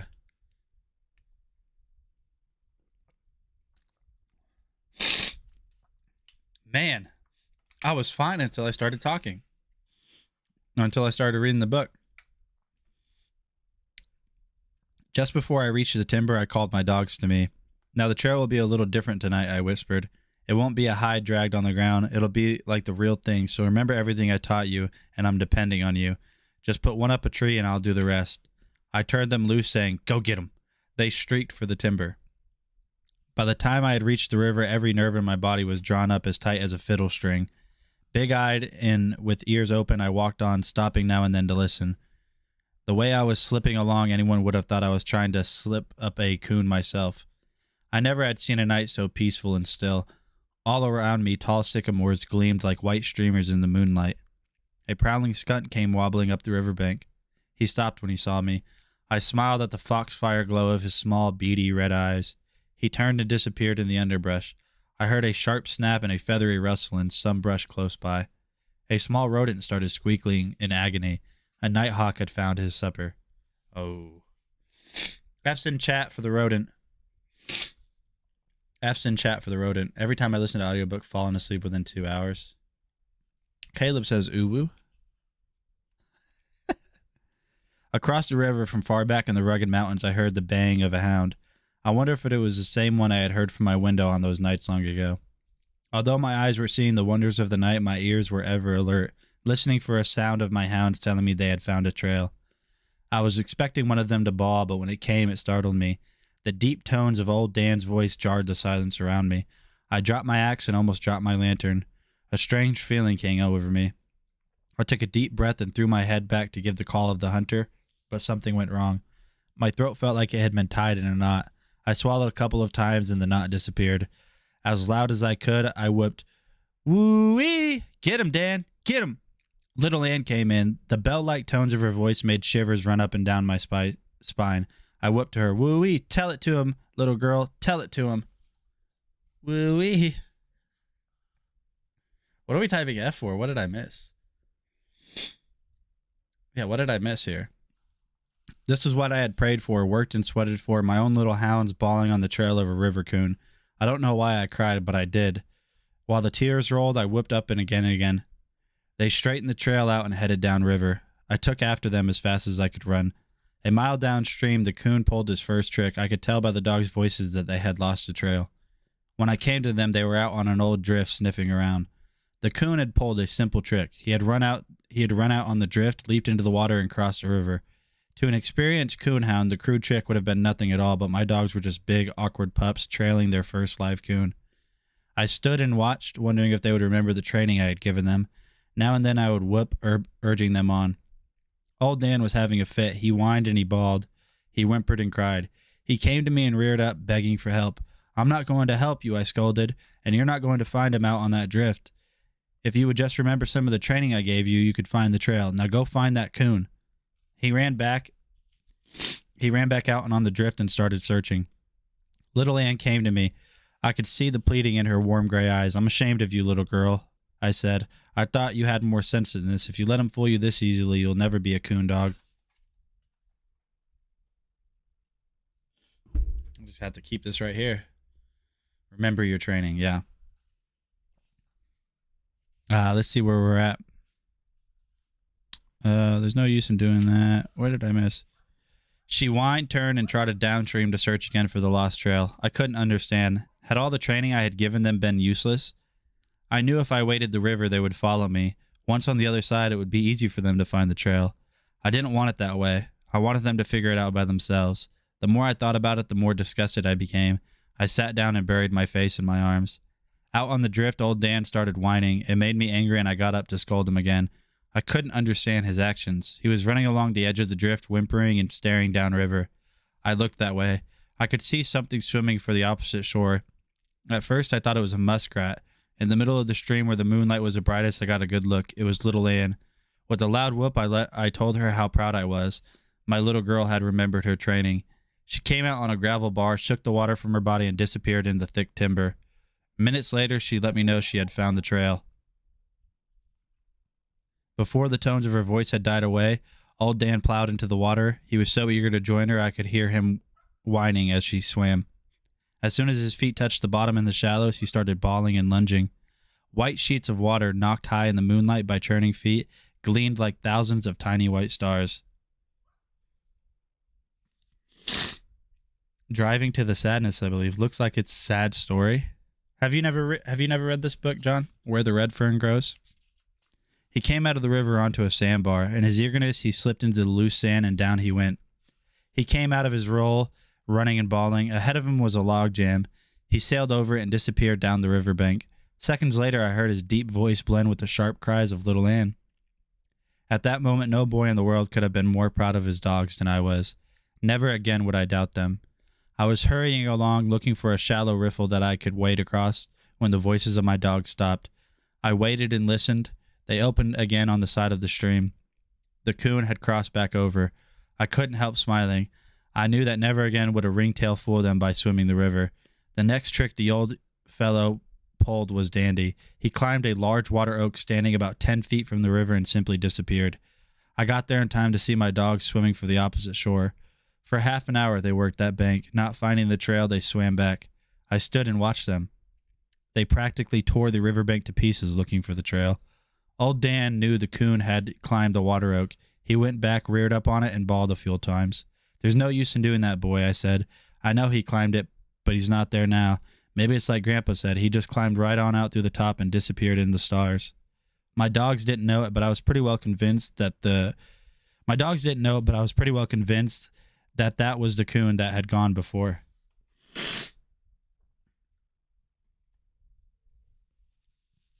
Caleb, don't ruin the book for people. Please.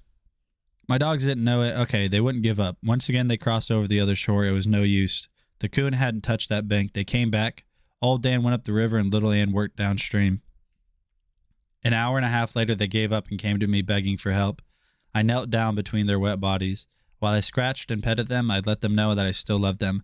I'm not mad, I said. I know you did your best. If that coon can fool both of us, then we're just beat. We'll go someplace else to hunt. He's not the only coon in these bottoms. Just as I picked up my axe and lantern, little Ann let out a bawl and tore out down the riverbank. Old Dan, with a bewildered look on his face, stood for a moment looking after her. Then, raising his head high in the air, he made my eardrums ring with his deep voice. I could hear the underbrush popping as he ran to join her.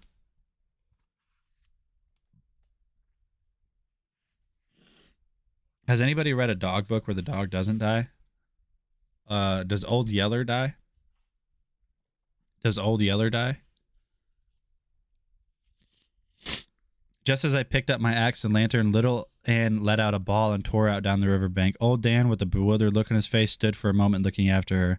Then, raising his head high in the air, he made my eardrums ring with his deep voice. I couldn't hear the underbrush popping as he ran to join her. I could figure out what had taken place. Surely little Ann had heard or seen something. I could tell by their voices that whichever it was they were after, they were close enough to see it, and they were probably running by sight. The animal left the bottoms and headed for the mountains. Whatever it was, it must have realized my dogs were crowding it too closely. At the edge of the foothills, it turned and came back towards the river. I was still trying to figure out what was going on when I had realized that on striking the river, the animal had again turned and was coming straight toward me. I set my lantern down and tightened my grip on the axe. I was standing my ground quite well whenever visions of bears, lions, and all other kinds of animals started flashing across my mind. I jumped behind a big sycamore and was trying to press my body into the tree when a big coon came tearing by. 25 yards behind him came my dogs, running side by side. I saw them clearly when they passed me, bawling every time their feet touched the ground. After seeing that there was nothing to be scared of, once again I was the fearless hunter, screaming and yelling as loud as I could, "Get him, boy! Get him!" I tore after them. The trails I knew so well were forgotten. I took off straight through the brush. I was tearing my way through some elders when the voices of my dogs stopped. Holding my breath, I stood still and waited. Then it came, the long, drawn-out bawl of the tree bark. My little hounds had done it. They had treed their first coon.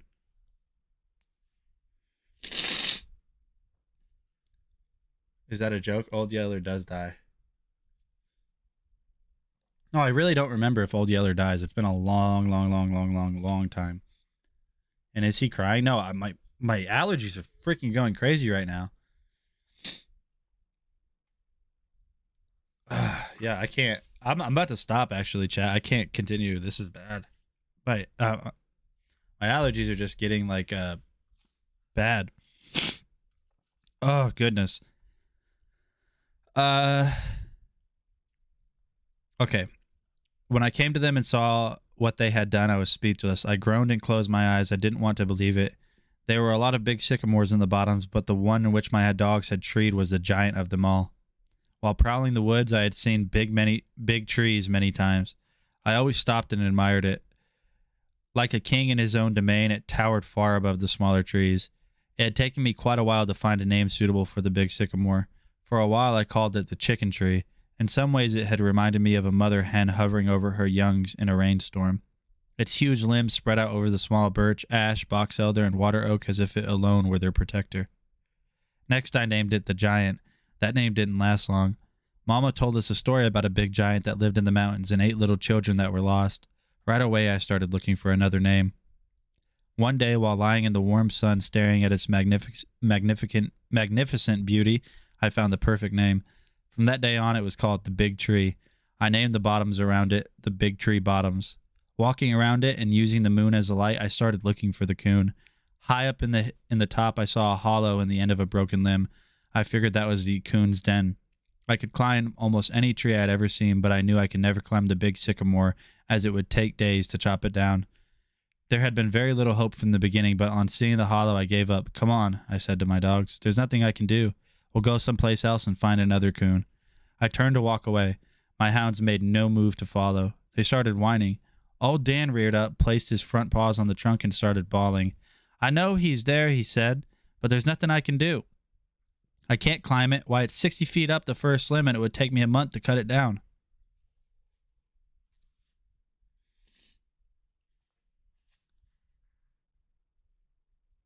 I just got here and it's my first day. Again, I turned and started on my way. Little Ann came to me. She reared up and started licking my hands. Swallowing the knot in my throat, I said, "I'm sorry, little girl. I want him just as badly as you do, but there's no way I can get him." She ran back to the tree and started digging in the soft ground close to the roots. "Come on now," I said in a gruff voice. "You're both acting silly. You know I'd get the coon for you if I could, but I can't." With the whipped dog look over on her face and with her tail between her legs, Little Ann came over to me. Little Ann came over. She wouldn't even look at me. Old Dan walked slowly behind the tree and hid himself. He peeped around the big trunk and looked at me. The message I read in his friendly eyes tore at my heart. He seemed to be saying, "You told us to put one in a tree and you would do the rest." With tears in my eyes, I looked again at the big sycamore. A wave of anger came over me. Gritting my teeth, I said, "I don't care how big you are. I'm not going to let my dog down." Yeah, I gotta stop, chat. I can't do this. This is not working. I'm sorry, but I can't even concentrate on the book right now. Oh man, this is rough. This is super rough. Let me switch back over.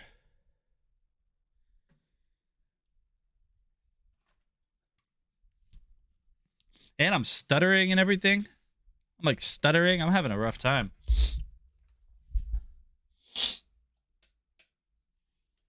Maybe that book does have dust in it. No. No allergies. No allergies. But we do have to continue on. Nate, it's just breathing. What do you mean? You got out of practice. Well, yeah, and I can't concentrate.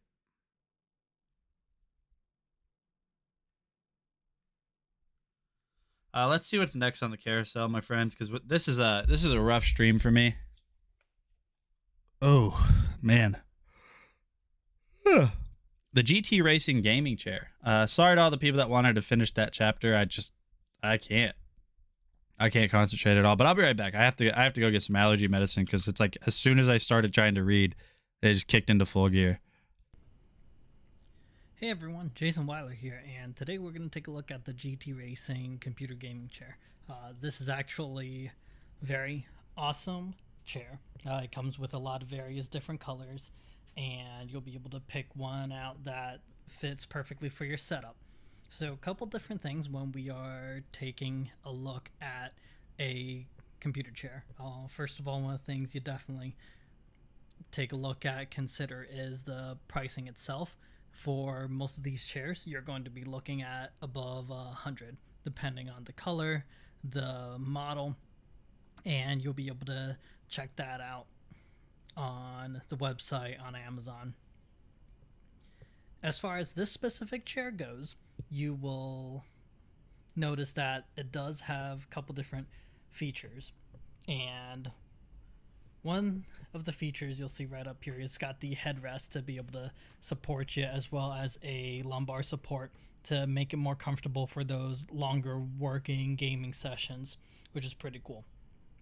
One of my favorite features is actually the ability that it has to recline, which you'll see right over here. There's a lever that allows it to recline, and it'll go from 90 degrees as far as 170 degrees, which will allow you to be in a comfortable reclining position, and of course any of the ranges in between. The chair itself is pretty firm when you first get it, and comfortability is something that you want to take into consider. When you do purchase a chair, just know that you are going to find that it is a bit firm when you first get it. So it'll take a bit to actually break in. I personally like it a bit more firm to begin with. So it's actually very comfortable for me right out the box itself. The assembly is not too complicated, and it takes approximately, you can do it in about 45 minutes, give or take some. But generally speaking, you can definitely get it done in under an hour. You do not need any additional tools. All of the items are provided for you inside the box. The other things to kind of take a look at right down here, so then this way you can as well. Very cool, very fun to put together, and very excellent to have some of those gaming sessions in as well. Thank you guys for checking out this chair with me, and I will see you guys next time. Alrighty, my friends. So if you guys need a new chair, that one looks like it's pretty easy to set up. The next chair is also, it's not a gaming chair, but it is a chair. Oh man, chat, this is rough, chat. I can't concentrate at all. Whoa. My allergies like out of nowhere. Pressure, under pressure. Hey everyone. This is the Hibata office chair. I'm Jason Weiler here, and today we're going to be checking out the Hibata office chair. This is a fantastic option for you, especially if you're looking for something that is very minimalistic and doesn't take up a whole lot of space while still being able to efficiently serve its purpose. The chair here is actually, as you can see, very compact, very easy to assemble as well. The assembly is pretty standard as far as office chairs goes. There's not a lot of things that you have to be aware of in order to put this together. The chair itself is relatively small in size, so you don't have a giant chair that takes up a whole lot of room, and this is something that can easily slide into a corner of your room, or even just slid underneath the chair or underneath the desk without taking a whole lot of space. This definitely does a really good job with being able to serve as an office chair for long periods of time. The cushion itself is pretty firm when you first get it, but it'll kind of form its way and be more comfortable as time goes on. So thank you for taking the time to check this out with me, and I look forward to seeing you guys next time. All right, so we're just gonna roll through, chat. WF Mods 8 started following. I appreciate you guys sticking. This is rough. Sticking through and hanging out with me. My allergies just kicked in like full. As soon as I started reading, I knew it. I knew it. That's an omen about that book. It's an omen about that book. Let's go ahead and take a look at this. This is the adjustable dumbbell set. Yeah, we looked at these yesterday. These were on sale. They're not anymore, but maybe you guys still are interested in them. So this is the Initial Force adjustable dumbbell set. I'm here showcasing the Initial Force adjustable dumbbell. This is a 15 to 55 pound dumbbell with an adjustable weight system where you would simply spin it to adjust the weight you want the dumbbell to be. And again, it is increments of 15 pounds all the way up to 55 pounds. So here's what you do. You just turn it and spin it to the weight you want to lift it at. And then when you lift it, just the discs that equal that weight. So again, without any discs on it, it has a default weight of 15 pounds. All you have to do is line it up and slide it back in. Now, I notice this is a little bit difficult to line up, but not too hard. I really like the rubberized grip in the center, spinning to another weight here. So here's the next level of weights you can see I have here, just with one disc on it. And that's 25 pounds. Here's 35 pounds with 2 discs. Here's 45 pounds with 3 discs. Each disc on each side is 5 pounds, so it's 10 pounds increments each disc. And then here is the full 55 pounds with all the discs on it. So let's put it on the floor and test curl them. So I like the tray that it sets in. The slots work out well. Again, I really like the rubberized grip. It's very easy to spin and adjust the weight. So let's go back again with the default weight of 15 pounds. And let's spin it up and add another 10 pounds to make it 25 pounds. Okay. And then we'll go ahead and slide it back in, line it up, spin it again to make it 35 pounds. Okay, spin it back in. Now we'll make it at 45 pounds. Again, I'm pretty much not able to curl this much weight myself, being the fact that I normally only do 25 pounds, and then of course 55 pounds, which I can't curl 55 pounds on a single arm. I'm not that strong. So again, but it is adjustable, so it works with you. It's great if you have 2 people in your house or more people and you're at different weight levels, so they can just adjust how they need, and also grows with you without having to have a whole bunch of separate dumbbell sets. You just have one dumbbell set that can adjust weights with you. All right, chat. So continuing on, we're going to go ahead and we're just going to go through all the videos. I'm sorry about like the lack of entertainment today. But this is crazy how fast my allergies just set. I just took medicine, so hopefully that'll help. But this is the iFu mini electric screwdriver next that we're going to look at.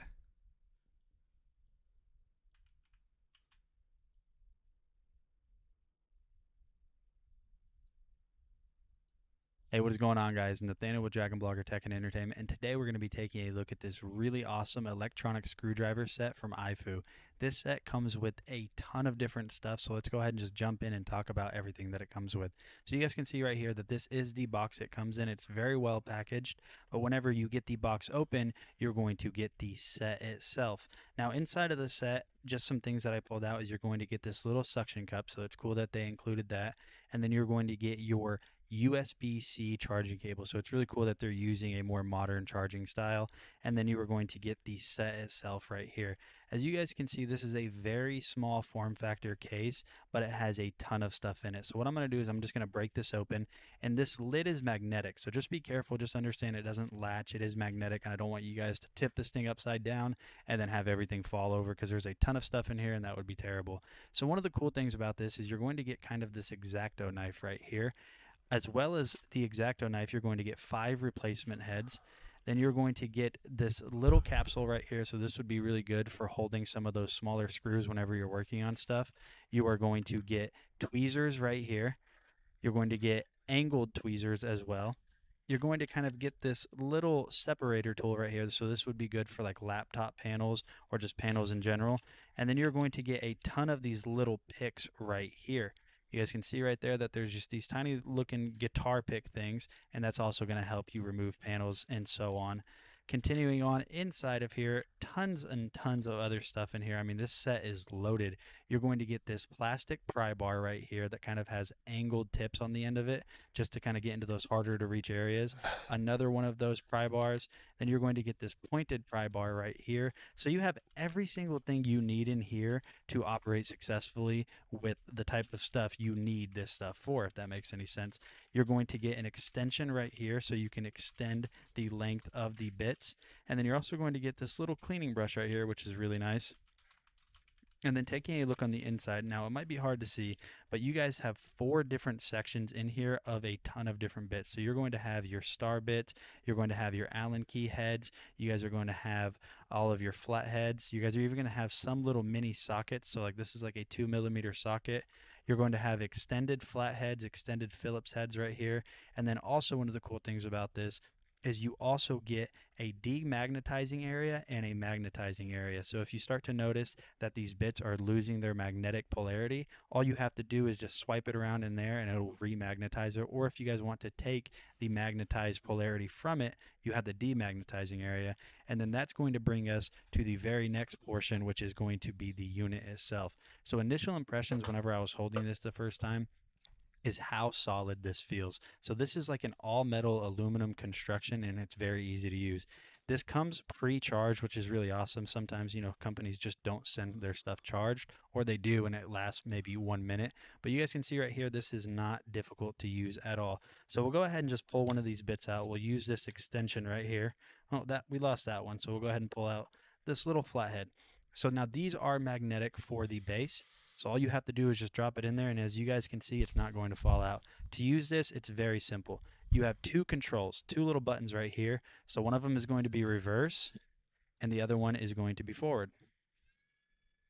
Cool thing about this as well, so if you guys are working in a dimly lit area or just a darker area in general and you need to see, what this does is whenever you activate it, regardless if you're turning backwards or going forward, it's going to have a little light on it, and that light is honestly pretty bright. So it's definitely going to illuminate some of those areas that you're working in that might be hard to see. This set is absolutely incredible. It comes with so much stuff. I tested this on this pair of scissors, and this was strong enough to get out this little flathead that I needed, and it's just an incredible set. It comes with every single thing you guys need and then some. I'm really surprised at the quality of this, and I really even shouldn't say surprised. I'm just really enthused about the quality of this. So if you guys have been looking for a new electronic screwdriver set, precision set to be more specific, definitely check this out from HIFU. It has every single thing you guys need, and I think you'll be very happy with it. So thank you guys for checking out this video, and I'll see you on the next one. That's gotta be one of my longest videos ever. It's gotta be. Oh man. Has anybody ever just got bombarded by allergies out of nowhere? Oh, good Lord. I don't think I've ever been hit this hard with allergies. It's like immediately just right here. Pressure. Oh. I am hoping this medicine kicks in like this. Like that. Lickety split, you heard? Lickety split, you heard? I don't know how they say it. Chat. The next product is the Imoum Live Portable Chainsaw. The Imoum Live Portable Chainsaw. You know what we might do, chat? We might honestly swap out something in here for a game or something. So I can like kind of get myself talking a little bit. Yeah, just get this thing going. Maybe like talking will help. Is that a thing? Does that ever happen?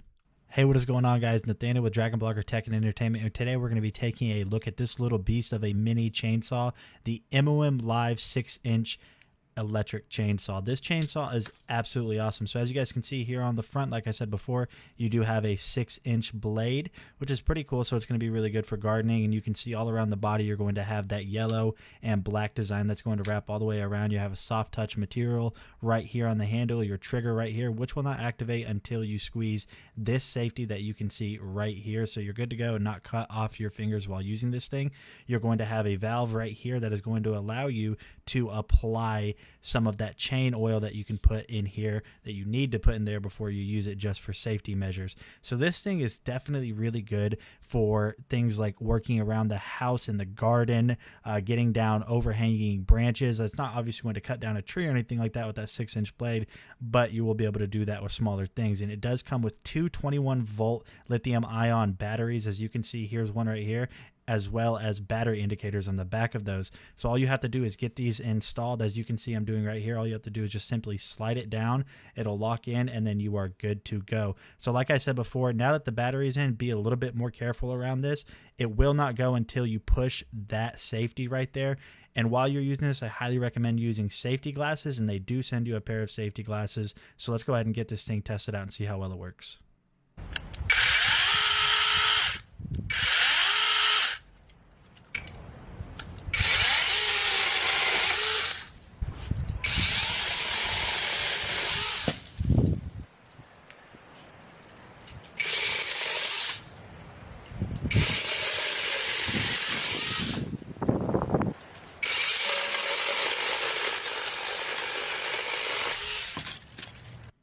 And so as you guys can see here, this little mini chainsaw made quick work of those pretty thick overhanging branches that you guys could see there. So if you guys have been looking for a new chainsaw for around the house, around the garden, I highly recommend this one from Imoum, and I'll see you guys on the next video. Okie dokie, artichoke. So the next product we're going to look at is going to be the Wild Wind Tire Inflator. Jeez. I don't know. What is Bo Peep? I've never heard of Bo Peep in my life. Hey guys, Brian port used for charging the air compressor and any devices that you need charged. Then that screws right back into itself for storage after you get done using it. I deflated my car tire. Now let's go ahead and turn on the compressor. We're going to change the compressor's PSI. It can change from 3 to 150, but we're going to put it at 35 since that's what my tire calls for. Now as we hook it up, it has a sensor in it that will auto detect how much PSI is currently in the tire, and it will also auto detect whenever it gets to 35, our desired PSI, and automatically turn itself off. That way it doesn't overinflate and possibly blow the tire. So it took a little under 16 minutes to air the tire up. Overall, I'm very impressed with this air compressor and all the little features that Wildwind included in the product. Anyway, that's it for me today, guys. Thank you for watching.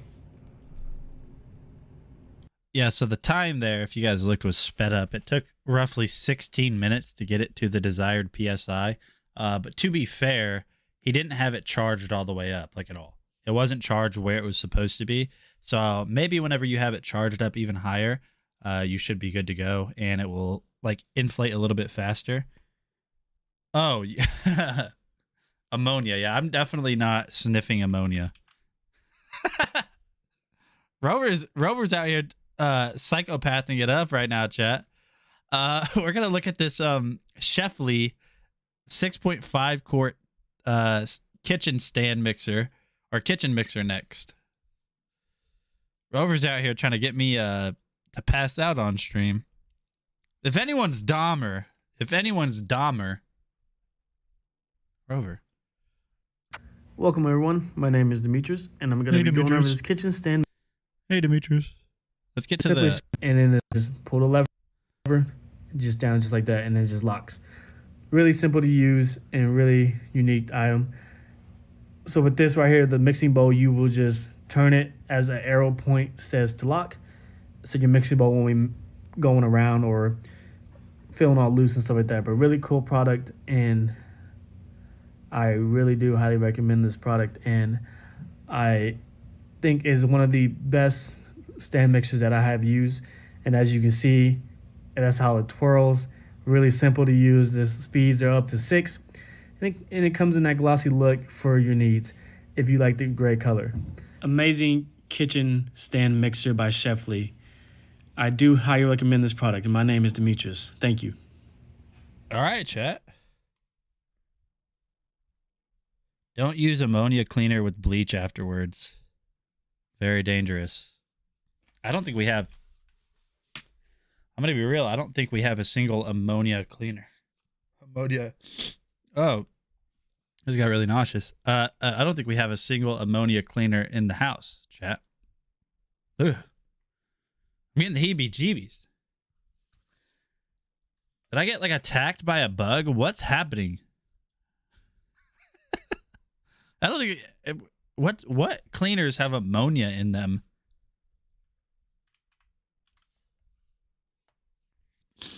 Eric, been there, done that.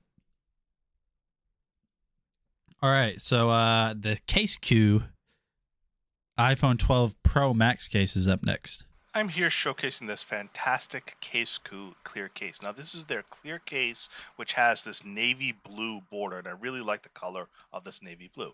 Taking off the plastic here, you can see it's very transparent case. I really like the border. It's very soft, but it's very protective. You can see it has extra protection around the bumpers here in the corners. It gives you easy access to your buttons, and it's very non-skid and non-slick. So it's not too slippery on the sides. It's a little more slippery on the back, but the sides are definitely anti-skid. Just a really, really nice looking case that shows you your phone color through the case. If you happen to get a phone that has different colors instead of the standard white, it allows you to see the color of your phone through the case itself. Again, just a really nice case. Really feels nice in the hand, feels premium. nice buttons, very protective, and it gives you easy access to your ports, doesn't obscure anything. I really like the fact that the camera lens protection sticks out far enough that if you lay your phone face down, you're not going to have to worry about your camera lenses touching the ground. They're fully protected.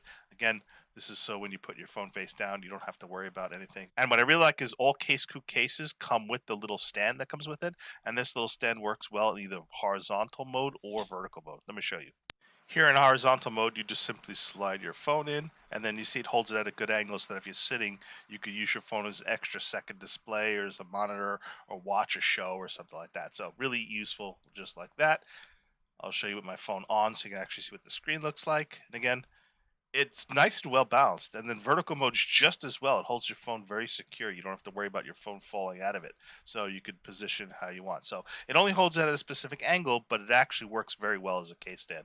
And it's just a nice little feature that comes with it. So if you're looking for a new case, this Case Coop case with the navy blue colors got you covered.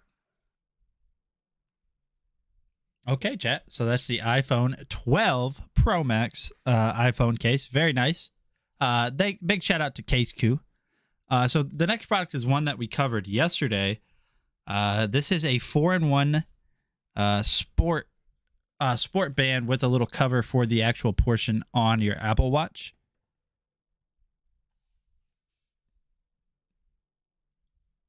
So here we go. Let's take a look at it.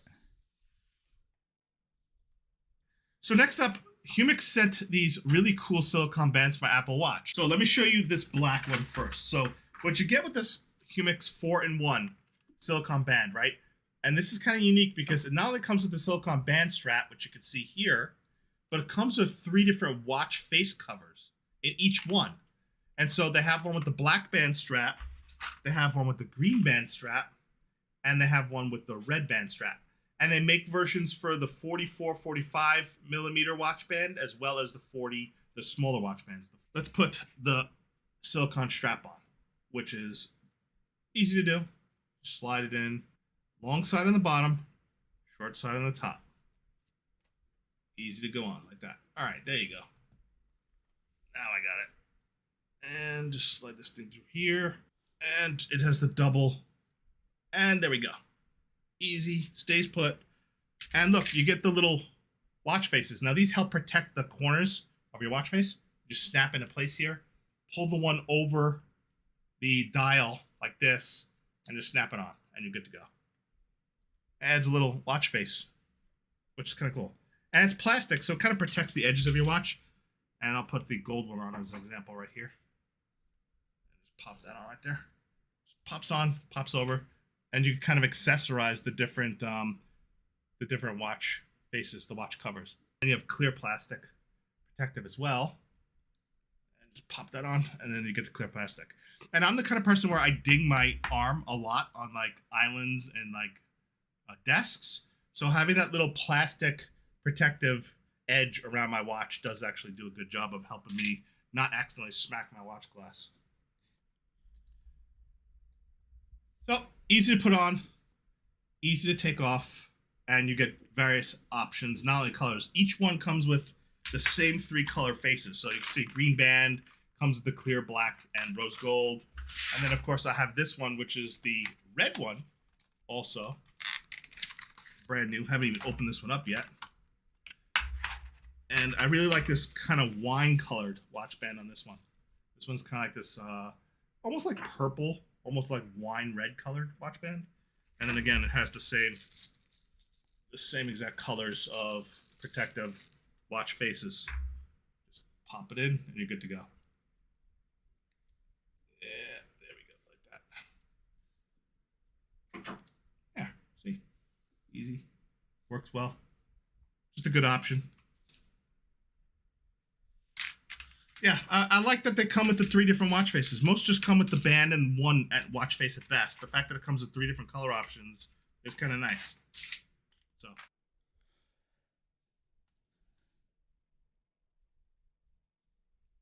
Okay. Sorry, I have to keep apologizing to you guys. My face is getting really a lot of pressure.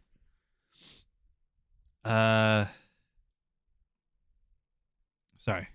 Okay, so the mystery 3-in-1 wireless charger stand compatible with Apple products. Now, it says it's compatible with they kind of advertise it like it's only compatible with Apple products.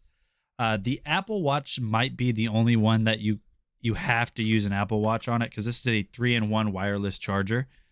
So the Apple Watch might be the only one that can only be used with this, but the wireless charger for your phone, and then also the wireless charger that's on the bottom portion of it, where you put your AirPods, that could probably be used for anything that has wireless charging. That don't have wireless charging. Now, they also do say that the iPhone 12 and up is the only supported iPhone, but I have an iPhone 11 Pro Max and it works just fine. They are also going to send you right here, as you can see, a charging cube, but we have the cable that is included with it, which is a USB-C hooked up to a power source right now, so we don't need that. All you have to do to get this set up is simply plug this in. You guys will see that it will flash right there, and then once it goes green, you're ready to start charging.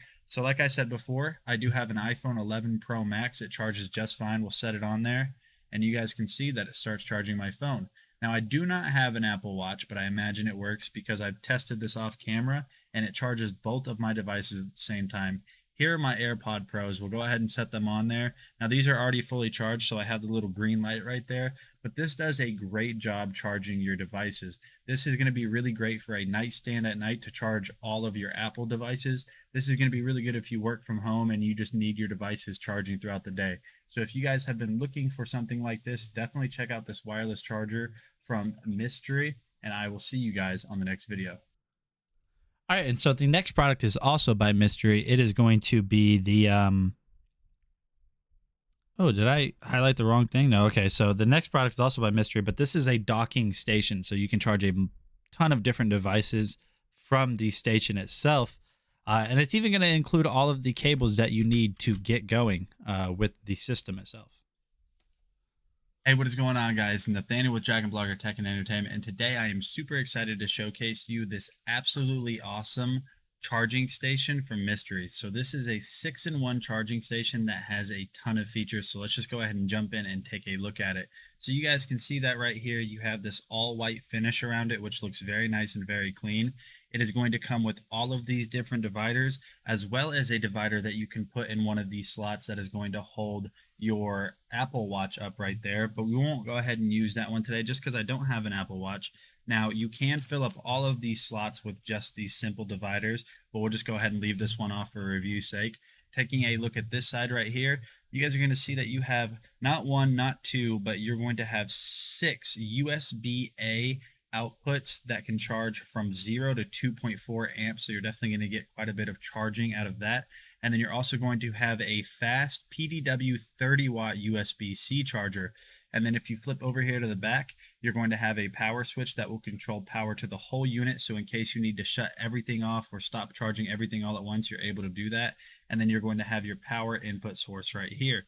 So what we'll go ahead and do just to test this out is we'll plug this in. You will notice that whenever I plug that in and flip the switch, that we are going to have a blue light indicating that the 30-watt charger for USB-C is on, and a blue light indicating that all of the USB-A ports are on right there. And the coolest thing about this is that they are going to send a ton of cables. You guys can see we have a mixture here of lightning cables, USB-C, micro USB, and it's just so awesome that they send all of these cables. So let's go ahead and we will go ahead and grab a lightning cable so you guys can see. Very simple to use. There's not a lot to it. We're just going to go ahead and plug that in, and we have our little charging cable. And I really like that they have these cut to a distance where you don't have excess cable falling off on your desk or your nightstand. We'll go ahead and grab my iPhone real quick so you guys can see that I have my iPhone in there. And honestly, this does a really good job of holding up my iPhone 11 Pro Max. And then what we're going to do is just go ahead and set this down so I can get my phone charging.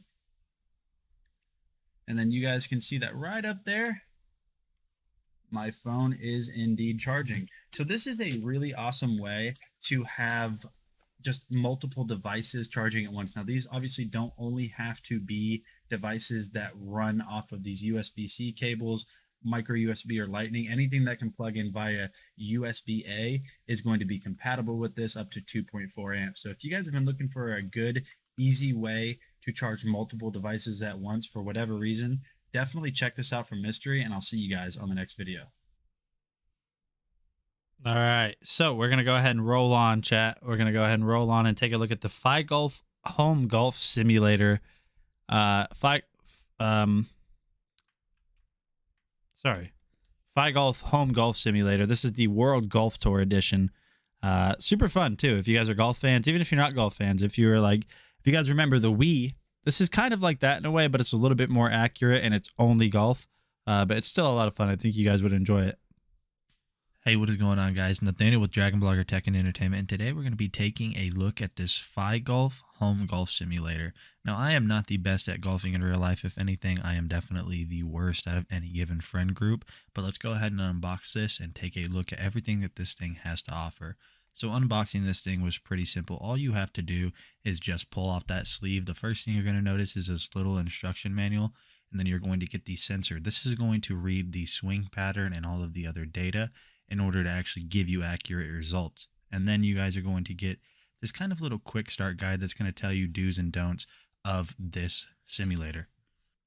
And then the next thing you're going to notice inside of the box that you get is you're going to get this little wristband, and this is just to make sure you don't launch this thing at your TV whenever it goes off. Continuing on, you're going to have a USB-C cable, and then you are obviously going to get the main unit itself. This thing actually feels really heavy. I would say nearly as heavy as a real driver. It's got a real golf club texture on that handle there, and everything on this just feels really solid and really well made. So to get started, all you want to do is basically search up either FiGolf or World Golf Tour Golf on your app store. This is on Android or iOS. And then the next thing you're going to want to do after you install either one of those apps is basically just twist the sensor down into the top of the handle like you guys can see I'm doing here. Just be sure not to twist too hard. You don't really need to do it, but it'll go ahead and stay there. And one of the coolest things about this is if you guys have an Android TV or Apple TV, the FiGolf app is actually right on there, which is really awesome. So we'll go ahead and launch the FiGolf app just because this is the official app. And you guys will notice whenever you first open the app for the first time, it will take a little bit to load. But after that, you should be good to go. There's really nothing to setting this up, my friends. So now that you have the app installed and you have this set up, all you want to do is just hold down on top of the sensor right here until it starts flashing like you can see.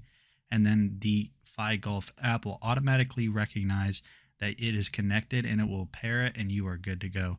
And so just kind of showing you guys some of the things you can do on this. So there's a bunch of different modes on here. Right now, I am just in the practice range, and this kind of tells you everything you need to know about your swing. So you guys can see right here on the screen, there's a bunch of different data such as club path, face angle, attack angle, and all of this is just really cool because it's going to help you become a better golfer in real life too. And now we're on the long driving range where you can kind of see how far you can hit it. And I always slice it to the right, but I do that in real life too, so it's not a problem with the game. You guys can see right there, I'm complaining to my wife about not being able to hit it straight. We'll go ahead and try again right here, so let's see how good I do on this one. So I hit it a little bit less hard, but I went a little bit more straight right there, and it's really cool. This thing is super responsive. I would say there's maybe like a 1 second delay into registering your swing, but after that, it's really cool. And now we're on a full course. This FiGolf app does have a ton of real life courses. You guys can see right here, all you have to do is address it to get it started. It will say ready out loud, and then you are good to swing. So right here, let's see how good I can get close to this tee. And you guys know I'm super strong right there. I just didn't want to intimidate you guys. So now we're going to go ahead and putt. Putting is actually kind of hard on this, but you guys can see right here that I hit it way, way, way too hard. And, you know, I guess I just don't really know my own strength. Continuing on right here, we're going to go for this super long putt to get birdie. Let's see if we can do it. And yeah, I'm just like super good at most things I do. All jokes aside, my friends, this is an awesome simulator. If you guys have been looking for something like this, if you guys are avid golf fans or looking to get into it, I definitely... All right, chat. So the next product we're going to look at is this Razer Enkey gaming chair. I'm going to try to do a live unboxing, or not live unboxing, live showcase just to kind of show it to you guys. Maybe like getting up and moving around will help out a little bit. My you can see my face is starting to turn red too. Oh, man. All right, so I showed you guys this. 1 second. So I know I have shown you guys this gaming chair before. This gaming chair is incredible. It's super easy to set up. There was really nothing to it. Really nothing at all. But overall, it's the most comfortable gaming chair I've ever tested in my life. Except for Justin's gaming chair that's here that I'm going to set up and build and commandeer from him. No, but all jokes aside, if you look at it, it's very classic Razer themed. It's got the Razer logos all over it. The back panel on this, or the back kind of like headrest area right here, is completely removable. So you can remove this if you don't want it. I recommend it because, first of all, it's super plush. It's kind of a thick pillow, too. If we kind of turn it over to the side, might be a little bit difficult to see, but you guys can see that right there. It's very, very nice. It's like a almost like a pillow top in a way, almost like memory foam. You can remove it if you want to, just right down here at the back. You can see it has a little strap that goes over, and then the buckle right there. So now this portion right here does look like it is a little bit uncomfortable because it's so thin, but the padding that they use on the inside of this backrest portion is very nice. Now, if we look at the front, you guys can see you kind of have like this detailed, kind of like this woven knit pattern on the chair itself with that nice like black strap right there that goes down and up these sides. The stitching on this, so I've been using this chair for 3 or 4 months now. None of the stitches have come undone. Nothing that I installed or tightened down with the screws or bolts has came loose yet. So if I pull this back a little bit, you guys are going to notice that right here, you have some different articulations on the arm as well. So you have different points of articulation on the arm, which is really cool. So you can, first of all, push these up and down. There's a little handle on this side. So you can go up and down on these. So you can go completely up and down. Now, if you push on this button on the inside, what you're able to do is, if you push right here, you will notice that you're able to rotate this out this way.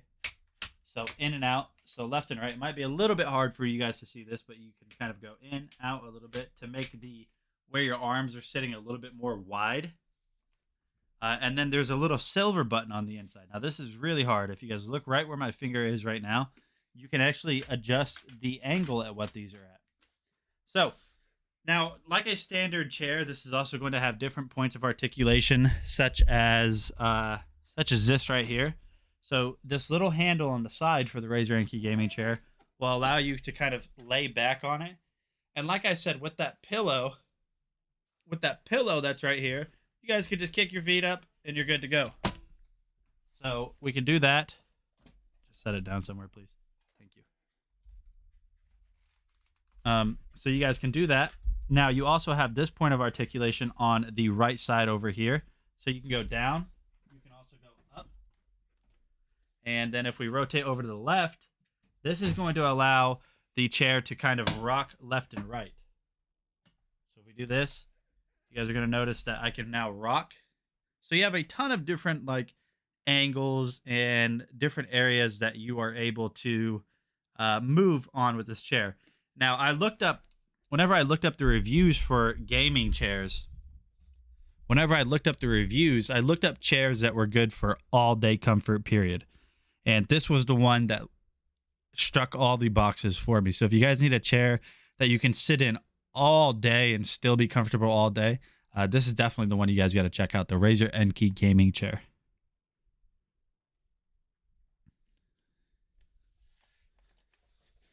Rover, go take a nap, my friend. Go take a nap. Continuing on, we're going to go ahead and take a look at this Cat Dan 24-inch saddle style bar stool. My wife brought me some food, so I'm going to eat. That should help too. I haven't ate today. That's probably what it is. Hello everyone, my name is Demetrius, and I'm going to be showing you guys this bar stools that came in a set of 2, and it's a counter height stool. It came in a 24-inch saddle, and it came in that black leather for your kitchen if you're needing it. So with this right here, that's the top leather part. I'm going to show you guys unboxing this part. Really, really smooth leather. And the dimensions on that, it's 12.5 on the depth times 18.5 by the width, and then you have the height of 24 inches tall.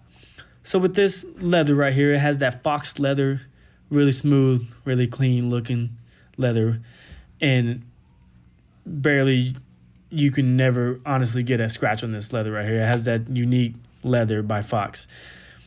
This product is made by Cat Dens and really, really easy to install, which I'm going to show you guys how to install this. So you have the two side pieces right there, and then you have the pieces that connect together. Me in the chair, yeah, you can kick your feet up. Kick your feet. It's a super comfortable chair. Whenever you first sit down on it, you might think it's a little bit firm, and it is. But as you sit in it over like, an hour or two, it starts to kind of loosen up. And that's why it's great for all day comfort or all day gaming, whatever it is. Which all day sitting. I'm going to show you, and there's the instructions right there that I'm going to jump right in, and I'm going to show you guys how to put it together. So with that, you would just grab all these little pole pieces that I had in the middle. I had 4 pieces total for 1 bar stool. So with that, you put them in there, put all the little screws. You have a total of 8 screws, as you can see. In the instructions, it tells you not to tighten the screws all the way, so you'll be able to have a little bit of wiggle room on there. So with that, really easy installation right there. And then you have the wood pieces right here, which the 4 screws left over, the little small screws, which you were screwing to the wood. So you simply just flip it over, get a screw gun, screw in 4 screws, and boom, there you have it. Really simple, really easy, and I do highly recommend this seat, this bar stool, and everything about it. It's really, really awesome, and it has, like I said, it has that fox leather, which is really, really smooth and really clean look. And it, like I said, it does come in a set of 2 when you buy these, and they're counter height, and they're not bar height. Really, really cool. And again, 2 bar stools, a set of 2. And like I said, I highly recommend this product. Really awesome leather and a great product overall. All right, Chad. Sounds like he was being forced to talk about the product. Like on a moment's notice. Talk about this chair. I recommend the chair. Really great bar stool. That's me whenever I go on autopilot, though, so I can't even say anything. All right, let's go ahead and roll on, my friends, and look at this East Oak patio umbrella. If you guys need a new patio umbrella, an umbrella for your patio, definitely check that out. Really great chair. And apparently I've never been on live television before. So the first thing you want to do when you get the East Oak patio offset umbrella is you're going to install the 2 base mounts, and you're just going to use these little bolts here and attach the pole to it. Very easy to do. You just get this as your base framework just to get it started. You can clearly see that the umbrella is going to go in this pole right here, and this is your starting point. Then you're going to want to put the umbrella in here, and be aware where this pin goes. This pin goes in this slot right here, and then you're just going to slide the umbrella in and lock it and screw it into place so it's nice and tight. You've got your handle, which you can extend the offset umbrella, and this is the basic arrangement of your umbrella. Now, where you're going to put it matters, because you need to make sure the solar panel can pick up sunlight, so that way it could light up the inside of the umbrella at night. Now, with this patio offset umbrella by East Oak, you're going to want to make sure you have an umbrella base. You cannot extend this umbrella without an umbrella base because it will not have enough weight. Now, if you want, you could use stakes and stake the poles into the ground, or stake the base into the ground. That's an option if you plan on having it in grass or dirt. But if you don't, and you're going to have it set on concrete, you want to get some heavy bases that you use specifically for this patio offset umbrella. And as you can see, these are bases that I have here that you could fill with sand or water, and you can see they're kind of triangular. They fit right in here on the slots, and they keep the patio umbrella stand weighted down, and they do a really good job. So next, make sure it's nice and firm, nice and tight. It's not going anywhere. These are fully filled with water. And now we're ready to extend the umbrella. You slide the umbrella up, and then you're going to lock this little plastic piece in place so that it stays up. And then you're ready to crank the umbrella open. Cranking the umbrella open is a cinch. All you need to do is hand crank it and just keep spinning it and spinning it and spinning it until it opens. And you don't have to worry that some of the umbrella actually touches and pushes up against the pole. It's doing that by design. So here's the umbrella fully open, and we're going to go ahead and loop around and show how everything. Right. Yeah, Fox. This is Fox leather. Really? How much is that? I mean, Fox. It's the cost of Fox. 40 solar lights plus the one in the center, which can illuminate in the dark as long as it collects enough solar light. You can see the little light panel, and it's got these little light beads up and down the poles that hold the umbrella, but it's just a massive umbrella. It looks like a gigantic satellite dish, and all you have to do is position it in a way that blocks the most sunlight. Whether you have afternoon sun or you have morning sun, you basically just position it. And it's not that heavy. Once you take the base off of it, you can actually relocate it as needed. But it's a massive umbrella, provides a ton of shade for an entire patio table or grill area. You could stake it in the ground. You can adjust it as needed. It just looks phenomenal, and I really like that they included the solar panel and the lights on it. So if you need a giant offset umbrella for your yard to cover a patio table or a picnic area, this East Oak offset patio umbrella will do a fantastic job, and you will not be disappointed. Alrighty. So if you guys need something to pair with that in the winter, this turbo electric fireplace, it's starting to get a little bit colder outside, chat. So this is a product that I did a review on. I'd say January, February last year. It's super nice, works super well, emits a ton of heat. Winter's right around the corner. I mean, right now it's fall. It's starting to get a little bit chilly at night, and it might even be cold in some of the areas that you guys might live. But overall, like I said, winter's right around the corner. You guys might want to look into getting something like this now, just so you can be nice and cozy during the winter. Normally $150. Today it's $120, so you guys can save like $50 on this today. Hey, what's going on, guys? $30 on it, sorry. My name is Nathaniel, and today we're going to be taking a look at the Turbo Suburbs TS20 electric fireplace. Let's go ahead and get it unboxed first. And while we're getting it unboxed, let's talk about some of the general specs. The TS20 is an infrared heater that has a realistic dancing flame effect. It's CSA certified. It has overheating safety protection, 20 inches tall, and it runs at about 1400 watts. So everything that you're going to get with this is you're going to get a user manual, a safety manual. You're going to get the screws and the hardware you need to attach to the fireplace, and you get the fireplace itself. Installing the feet for this is very easy. Simply turn it upside down. You're going to line up the feet holders, and then you're just going to screw them in.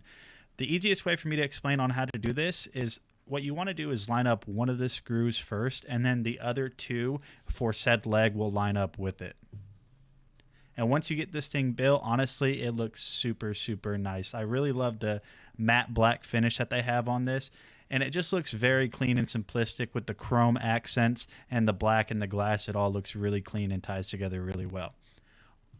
When you open up the inside, you're going to see here that you have these fake logs in the back projector screen where the dancing flame effects are going to be activated. And honestly, the whole build is very, very sturdy. The door opens up and it does. All right, so if any of you guys hear that like little glitch effect, the little I don't know. It didn't sound like that, but if you hear it kind of glitching out, that's not you. That was my microphone at the time whenever I was doing the unboxing and review for this. Doesn't wiggle the whole thing, and it also sits very level, and it doesn't move around if you were adjusting the temperature or moving it around or anything like that. And the glass feels pretty thick, so I don't really think there's going to be an issue with breaking. So opening up the panel, you're going to notice here that you're going to have two switches. One is going to be the main power switch that also controls the light. Pretty much, James. The more people that are here, the more outfit changes I'll do. I know, whenever Santa, I changed into Santa the other day. That has to be on for everything to work. And then the other one is going to control the temperature. The TS20 can reach temperatures of up to 96 degrees Fahrenheit and as low as 68 degrees Fahrenheit. I'll go ahead and flip this on and let you get a little sneak peek of what the dancing flames look like. And I honestly think it does look really nice, and even the logs kind of glow a little bit, which is a nice added effect. So let's go ahead and turn this thing on. What we're going to do is go ahead and switch on the heat source power switch, and we're going to turn this up to about 72 or 73 degrees. I just turned this on about 5 seconds ago, and as you can see here, it's already heated up pretty quickly, and it has a nice fan airflow. On the front, one thing I wanted to mention is how nice this suburb logo looks. I think it looks really clean and adds a nice touch to the design. And here's a little bit more of just the dancing flame effect in a dark room. It's very relaxing and very soothing. So if you guys want to check out the TS20, you've been looking to get yourself an electric fireplace, I highly recommend this one. It's awesome. So I'll see you guys in the next video, and have a great day. So like I said, winter's right around the corner, chat. That is $30 off today. So if you guys need an electric fireplace for your camper, for indoors, heck, even outdoors, it has enough airflow where I think it's it could help maybe heat up like a gazebo area or something. Look at this video. Definitely check it out. We're going to go ahead and continue on and look at this Fit King, this Quinier neck massager. So this also has heat built into it too. We're going to be taking a look at this Quinier. I'm just sitting here and you guys are just watching me. Let me see if I can figure out the heating element real quick. It's going all up and down my neck, not into my head, obviously. It's not electrocuting my brain, but it's going up into those neck muscles that attach to your skull. Oh my, Justin, get this right now. I'm serious, dude. This is incredible. All right, let's try the heating option. Heating button. So it's gonna be this little temperature gauge. So I should just be able to. It said high heating, so. High heating. High heating. Heating off. Low heating. High heating. Let's go ahead and go low. All right, low heating. Let's see where it warms up at. I imagine it's probably going to warm up on the same place that it's releasing those electrical charges. Oh, yeah, it's warming up right on the back of my neck. That feels incredible. That feels so crazy. I can literally just feel like the pressure from my neck just releasing. Wow. My stream quality has come a long way since then, my friends. Oh, look at the cool little lighting. Yeah, it is very relaxing, Avril. Very, very relaxing. Again, let me apologize, chat. I know we're just watching a ton of videos today, and I'm not really talking much. Something's going on. But we're just going to keep rolling through. It's not going to be quite a 4-hour stream today, it looks like. I mean, we're going to go over a 3-hour stream. But I should be streaming tomorrow, so I'll make up the time tomorrow. The Fit King massage gun. So this is a percussion muscle massager. I've tested 3 or 4 of these, and this is by far my favorite one I've ever tested. So if you guys need a new percussion muscle massager, Fit King's got you covered with this one. Normally $110. Today it's only $80. Today it's only $80. Hey, what is going on, guys? My name is Nathaniel with Dragon Blogger Tech and Entertainment, and today we're going to be taking a look at the Fit King Percussion Muscle Massager. This thing has a ton of features, so let's go ahead and jump in and check all those out. So as you can see here, you get this really nice carrying case with this nice soft touch texture across the entire body of the carrying case. So that's Oh, Evans, you're going to read it now? Congrats. It's a great book. It is a great book. It's an emotional roller coaster, but it's still great nonetheless. pretty cool. Now we're going to take a look at all the attachments that you get with it. So as you can see here, you get a couple of the normal roller ball as well as a hook attachment. If we move over here, you get one that is designed for like deep tissue, and then also another one that is designed for like a padding effect. You also are going to get the charger, and you're going to get another attachment, which is good for something like the back of your calves or your bicep or something along those lines where it can kind of grab around that muscle. And then also on the top in the little pouch, you're going to get your instruction manual that will teach you how to use this massage gun. And then, of course, you are going to get the massage gun itself. So we're going to go ahead and take a quick look at 360 around the massage gun. As you can see here, the entire massage gun is draped in this nice matte black finish with this soft touch grip. We're going to go ahead and peel off the screen protector. That's always my favorite part on product reviews. And as you can see here, you have the little screen, which is going to reflect the pressure and the power and how long you have battery life. To get this machine turned on, all you have to simply do is just switch the off switch to on. And as you can see here, the screen is illuminated in this nice blue contrasting against the black of the machine. Turning it on right here, we turned it on to the 4 setting, and you can see right here that this thing's chugging away. So now what we're going to go ahead and do is we're going to go ahead and show you guys that this thing can actually go quite a bit up. And all you simply have to do is just hold down. It's a pressure sensitive, and now it is at 20, which is the maximum setting that you can set this particular massage gun to. Now, attaching heads to this massage gun is actually very simple. All you simply do is grab the attachment head that you want, hold the back of the machine, and then definitely gets deep into those tissues to relieve those kinks. All right, guys, this is a quick look at the Fit King massage gun. This thing has a ton of features, a ton of attachments, an awesome design, and tons of power. If you guys have been looking to get yourself a massage gun, I highly recommend this one, and I'll see you guys on the next video. Okay. Let's see what the next one. Ooh, do you guys need an eye massager? I have one product that massages my eyes. It's not only an eye massager, but eye massagers are, I mean, they're just the bee's knees. If you guys need an eye massager, Syncom's got you covered. Justin did this video a while back. You got so many books you want to read. We got Maggie with a follow. Thank you so much for following. Welcome to the Dragon Blogger Tech and Entertainment stream. I hope you're having a fantastic day, and I love you. So everybody, welcome Maggie. Everybody, welcome Maggie to the stream. The next product, like I said, is the Syncom eye massager, my friends.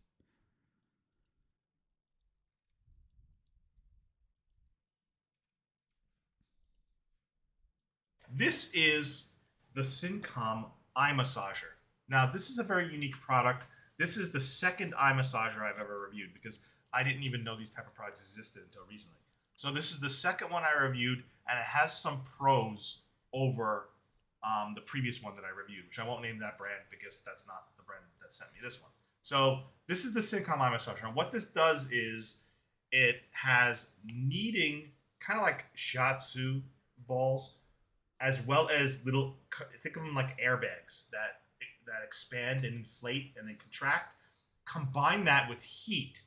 And what this is designed to do is you wear it around your eyes, and it uses the gentle massaging balls and the heat to help relieve eye strain and stress around your eyes.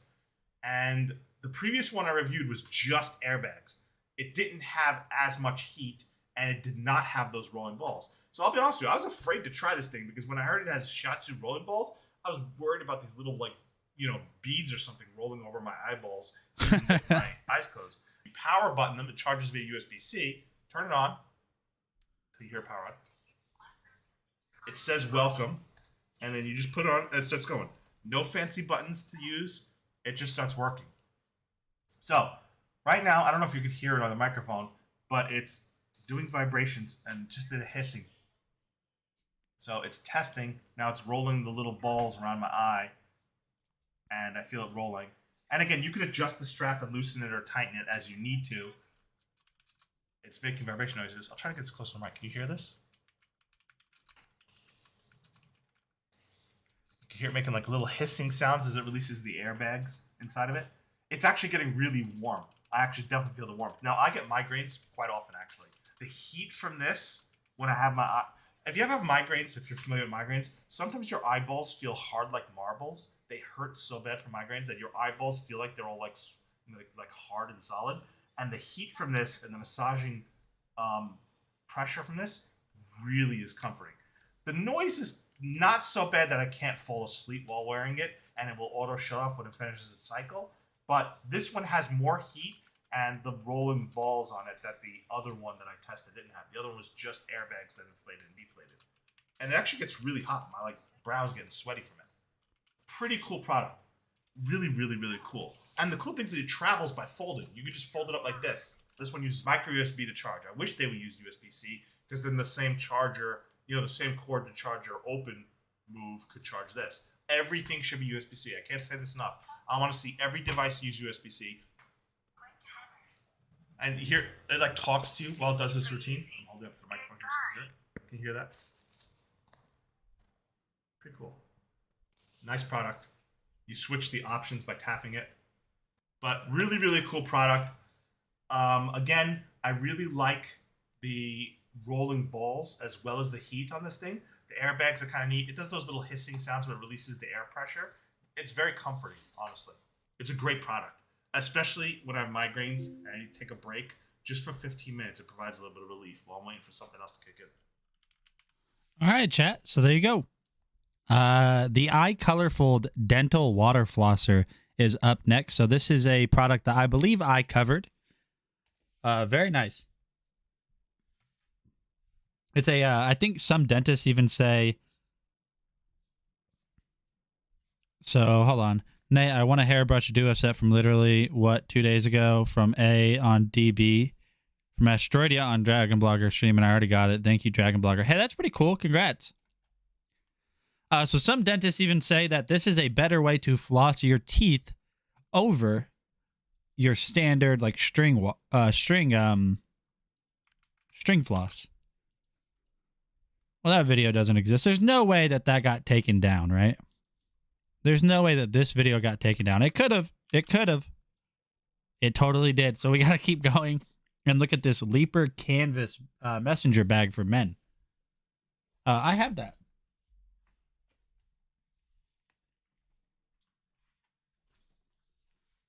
I have that live on stream. I can show you guys right now.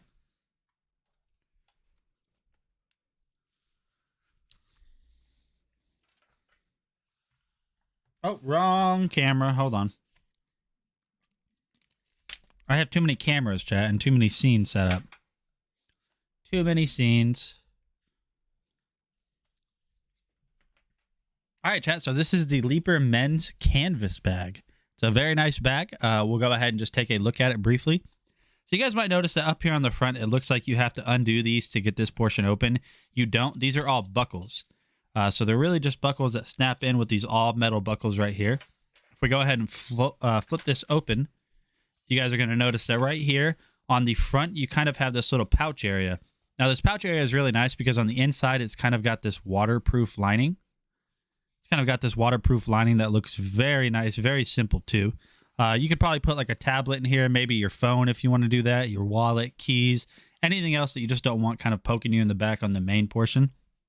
Now, on the inside, whenever you fold up this flap as well, whenever you fold this open, you guys are going to notice that you also have a little zipper portion too. So you have a little zipper portion. Now, it doesn't zip all the way down. There's no hidden compartments or anything like that on the inside of this bag. But you do have this nice kind of, like I said, waterproof, water-resistant lining as well. This is going to be better for like a larger tablet, maybe a notebook, some pens and pencils. So whenever you're done with that front portion, all you got to do is just buckle it right back down. Snaps in. It's a little bit tough to get snapped in, but that's how I know it's going to hold up pretty well over time.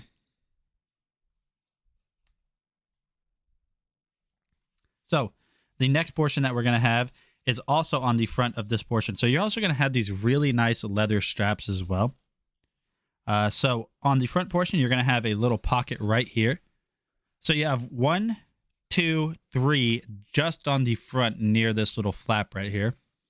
Then on the inside right here, you're going to have a huge internal area. A huge internal area. So if we take a look on the inside, you guys are going to notice that you have kind of like, it's almost like a military greenish color. It looks a little bit more green on the camera, but really, unless I'm colorblind, this is actually more brown. What color is this to you guys? Is that more green or more brown? Because it looks brown to me. Maybe I'm brown-green colorblind. Oh, I hope not. Oh, I hope not. So you have little pockets right here on the front, pockets right here again. A huge pocket right here, and then also a little hidden zipper compartment down in here. You're going to get some of those like anti-moisture packets. Let's see if there's anything else. So taking a look at the back, you guys can see that you have an adjustable strap, all metal construction throughout here. The foam pad on this is very nice, very soft. This is padded as well. So on one side, you're going to have this little portion right here. Might be good, like I said, for your car keys or something along those lines. Now, if you want to store like a water bottle on this, you can do that over on this side because you kind of have this net that expands really wide. It is a really nice looking bag. I don't wear bags very often. I mean, it's been a long time since I wore a bag, but this would be really good for people that go in and out of the office all day. Let's zip it up. We'll try it on. Well, we'll zip that portion up as much as we can for now. It is a very nice looking bag. I love the color tones, the brown, the green. You also have this little strap right here too as well. I forgot to mention that too. So I'll go ahead and try this on. So it is just an over-the-shoulder bag. Now I could probably loosen it up a little bit. Yeah, actually, let's do that first. Let's loosen it up a bit. Because I'm out here getting thick. There we go. That's going to be much better. Oh, yeah. Check that out, chat. Very lightweight. Yeah, it's just a nice bag. I mean, if you guys wanted it like this, too, you could have it like this, so you could just easily reach in here and grab some stuff. You have the little pocket again. Yeah, just a very nice bag from Leaper.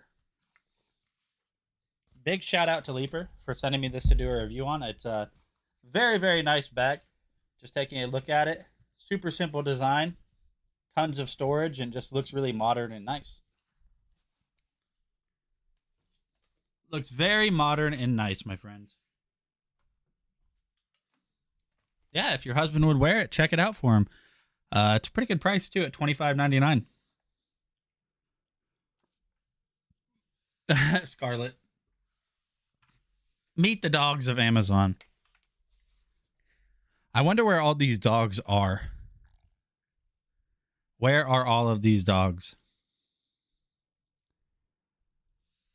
All right, so if you guys need an automatic dog or cat feeder, or really an automatic feeder at all, maybe you could put your Cheetos in there or something.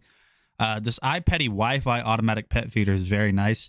My dogs love this because I can set up schedules. I can set up schedules for them to be able to get food at certain times throughout the day. I can set up the portion sizes, how many. I can have it feed 3 or 4 times a day, once a day, twice a day.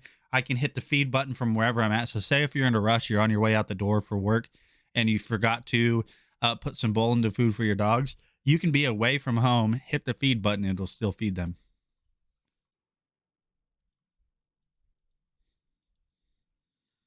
Dragon Blogger Nate here. What's going on, guys? Today we're going to be taking a look at this iPetty automatic pet feeder. They advertise this as an automatic pet feeder that is going to make feeding your pets so simple. This is such an easy thing to set up. Let's just go ahead and dive in, show you everything that it comes with. The unboxing process on this is very straightforward.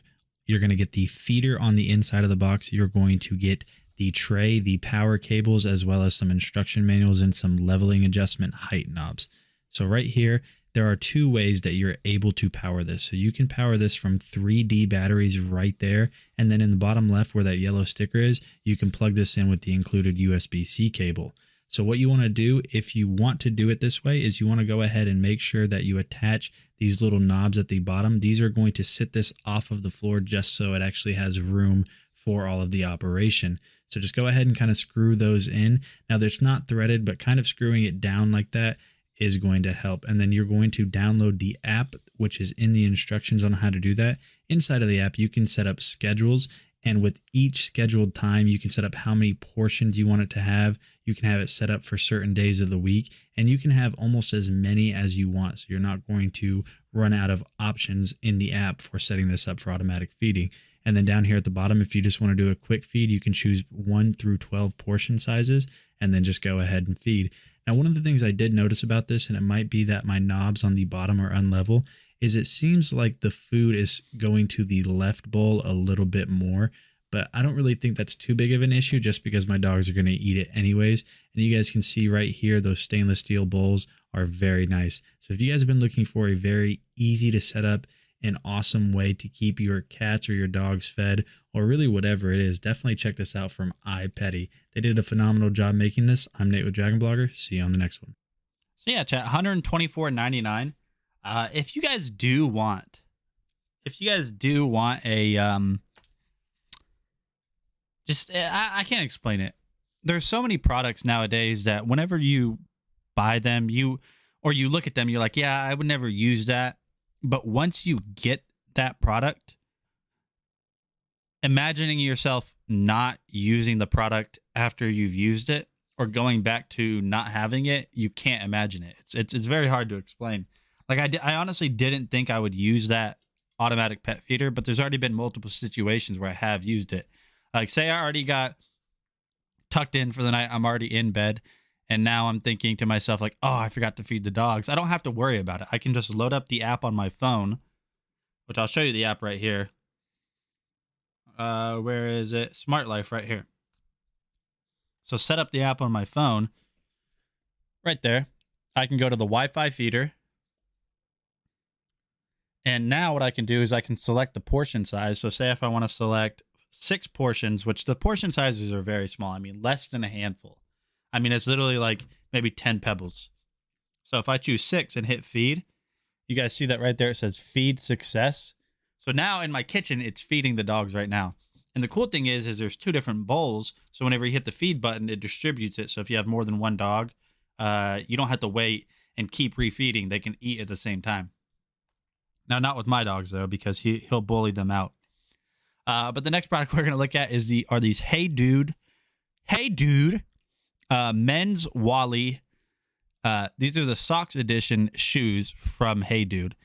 The reason they call them socks is because they're so lightweight, you don't even know that you're wearing them, and I'm not even kidding, you don't.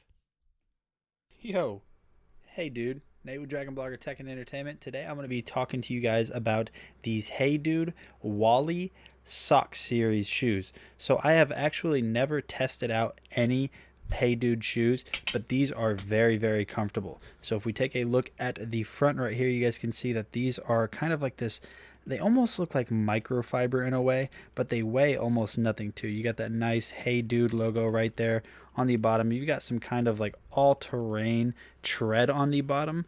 You guys can see that right there. You got the little stars. Looks really nice. You do have some points of being able to tie these down. And they're super lightweight too. I mean, these weigh almost nothing. They're completely flexible right there. So you guys can see that these are just really nice, almost loafers in a way. They kind of advertise them as being travel friendly. So you can just throw these on and just travel with them, walk around with them, really whatever it is. These are going to be a great everyday shoe. So I have not put these on yet. Let's go ahead and try them out. Live reaction. All right, so these specific shoes are size 11. Now I wear a size 10.5, so let's go ahead and see how they fit, if they're going to run big or if they're going to fit really well. So very nice. You can just slip your feet right in. And initial impression, just putting that on, this, I don't even feel like I'm wearing shoes, which is probably why they call them the socks version, just because, I mean, it's like I'm wearing socks right now. So let's go ahead and put these on. So initial fit impression, they fit really well. Even though I wear a 10.5, my toe is actually right up near the front. I have about 1/4 inch of space, so they fit very nice.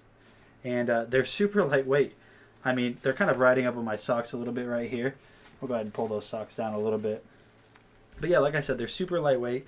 These shoes are going to be really good for people that just want everyday shoes if you work from home or if you're just going out and about getting errands done, really whatever it is. I think these shoes would make a great gift idea at the time of filming this video. Christmas is right around the corner. These are super comfortable. They're very low profile. I think you guys will really like them. So hey dude, see what I did there? You guys definitely have to check out these shoes. They're really nice. Like I said before, these would be a great Christmas present, birthday present, really whatever it is. They're super comfortable, very lightweight. They're easy to wear. Yeah, they're just really nice. Really great everyday shoes. So I'm Nate with Dragon Blogger. Definitely check these out if you guys are interested. Thanks for watching this video, and I'll see you guys later. All right, my friends. So we're going to go ahead and continue on. So at the end of the carousel, what we're going to do is we're actually going to play a little bit of Minecraft today. We're going to play a little bit of Minecraft. We're going to restart, though, because I don't know if you guys remember last time when we started, my house looked terrible. Shout out to Faustino. I know he knows that house looked terrible. If any of you guys have a gaming PC and you would like to join me for our little Minecraft gameplay today, just let me know. You guys feel free to join if you guys have Minecraft Bedrock. So that means Minecraft on Xbox, PlayStation 4, Nintendo Switch, PC. You can join me today if you want to play some Minecraft with me.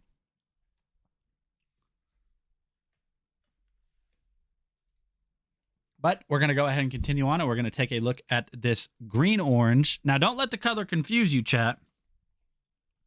Don't let the color confuse you. But this is the green-orange fleece throw blanket. So I don't know if you guys might be like me, or really you might be like my wife, We have a ton of blankets, but having one is never enough, or having 100 apparently is never enough. So recently I reviewed this green-orange fleece blanket. There's not a lot to say about this. The one thing I can say about this is how freaking soft it is, chat. Now, you guys aren't able to tell through the camera, but if you just look, I mean, honestly, just look at this, chat. Look at this. Look at how freaking nice this blanket looks. You guys might be able to get a little bit of a gauge how soft it is if I kind of run my hands over it. So this is the yellow version of it, and this is just a fleece throw blanket, so there's not a lot to it. If you guys can still hear me, let me know. I think I might have gotten the anonymous bug and I'm not getting chat anymore. So can someone just type anything? You could literally type a period. I don't care. So if we throw it over this chair, you guys can see it's not that big of a blanket. Because it's not a blanket, it's a throw. Well, a throw blanket. So I'm 6 foot tall. If I hide my feet right here, you guys can see it's a pretty big blanket. It's big enough for me at 6 feet tall. That would be a nice blanket for the baby. Evans, I didn't even think of that. Thank you. You're right. So super comfortable. And I think I will take a nap now. Here we go. Bada boom, bada bang. Oh, yes, chat. This is so cozy. It feels like fall. Also, super yellow, super colorful. I really like the kind of, what do you call this? Tufted? What do you call this? Like a tufted design? Is that what you call this? Somebody let me know. What is that? What is that texture called? Tufted, right? Tufted. So if you guys need a new, really nice, very soft, very cozy. I just want to like cuddle up with it and take a nap. Definitely check this out. Very clean, very simplistic. Throw pillow or throw blanket. So continuing on, I'm saying a lot, aren't I? We're gonna look at this Abco Tech giant floor piano for kids or yourself if you want to, for some reason, have a giant floor piano as a grown human. Ribbed for her pleasure. And I'm banned. So let's go ahead and load this video up for this Abco Tech giant floor piano. I don't have this anymore. I got rid of it. To somebody else that wants loud piano noises in their home all the time. Hey, what is going on, guys? Nathaniel with Dragon Blogger Tech and Entertainment, and today we're going to be taking a look at this really awesome giant keyboard piano for kids. This is by Abco Sport, and it has a ton of features, so let's just go ahead and jump in and take a look at everything that this offers for your kiddos. So you guys can see that right here, it's a very colorful design. It is pretty large. I'd say it's roughly about 5 feet wide. Up here on top, this is going to be your little control panel where I'm pointing right there. To get this started and ready to go, it's very simple. All you have to do is come down here. You knew I was going to say that? You know me so well, Jacqueline. You know me. I'm assuming this is Jacqueline. Quaker Jack. And as you guys can see, that right there, it kind of does that. Not on Twitch. Not on Twitch today, no, unfortunately. Not on the channel of Twitch. I don't know why. It should have went live on Twitch, but it didn't, so kind of weird. Little animation sound just letting you know that it's up and ready to go. So now you're basically ready to go ahead and play. So the first thing that you're going to want to do in order to get this to actually play is simply step on it, just like the movie Big with Tom Hanks. So if you see.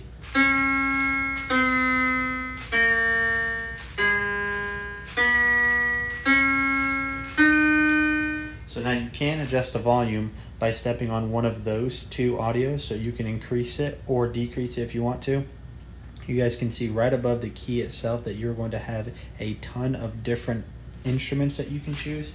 And in order to choose those, it's very simple. All you have to do is simply step on one that you want. So we'll do the horns.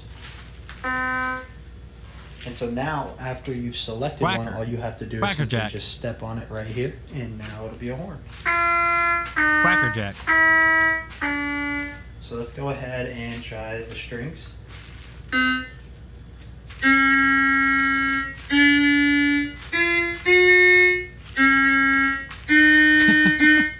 So you guys can see that this is very simple to use. I really think that your kids would like it. All right, chat. So, like old not cool Nate, past Nate, not cool Nate said, that is the Abcotech giant floor piano. It is pretty cool. I got rid of it because first of all, anytime I tried to film a review or use it, which wasn't, okay, more often than I admit, I was playing the piano. My dogs would walk all over it. And my dog, one of them doesn't like sounds for some reason. He hates noise and he would attack it. So I was like, all right, well, let's just chill out. Let's chill out with this. Somebody else picked this up.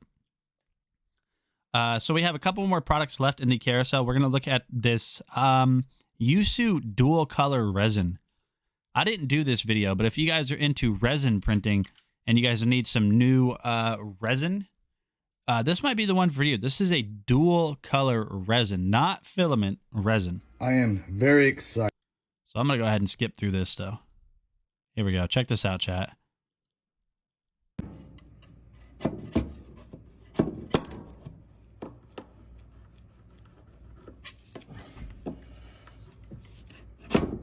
There we go. Oh my look at gosh, that. look how freaking awesome That's that the looks, hollow chat. one. We got to go full screen. And I did this in solid. But that is just gorgeous. I'm going to get this washed up and cured. And we'll be back. So I did this crystal hollow. It has been cured. And I put a clear lacquer finish over it to really bring it out. And as I said, I did a hollow one and a clear one. That was the hollow. Now I did this lovely unicorn in solid. I personally think the solid really brings out the colors. Look how nice that looks. Than the solid. If you guys They're 3D both printed, gorgeous. if you guys 3D printed with this resin color, like that dual color, what would be the first thing you would want to print? Like, let me know in the chat what you guys think would look really cool with that. But the last product we're going to look at is a great way to start resin printing, which is the Anycubic Anycubic Photon Mono 4K.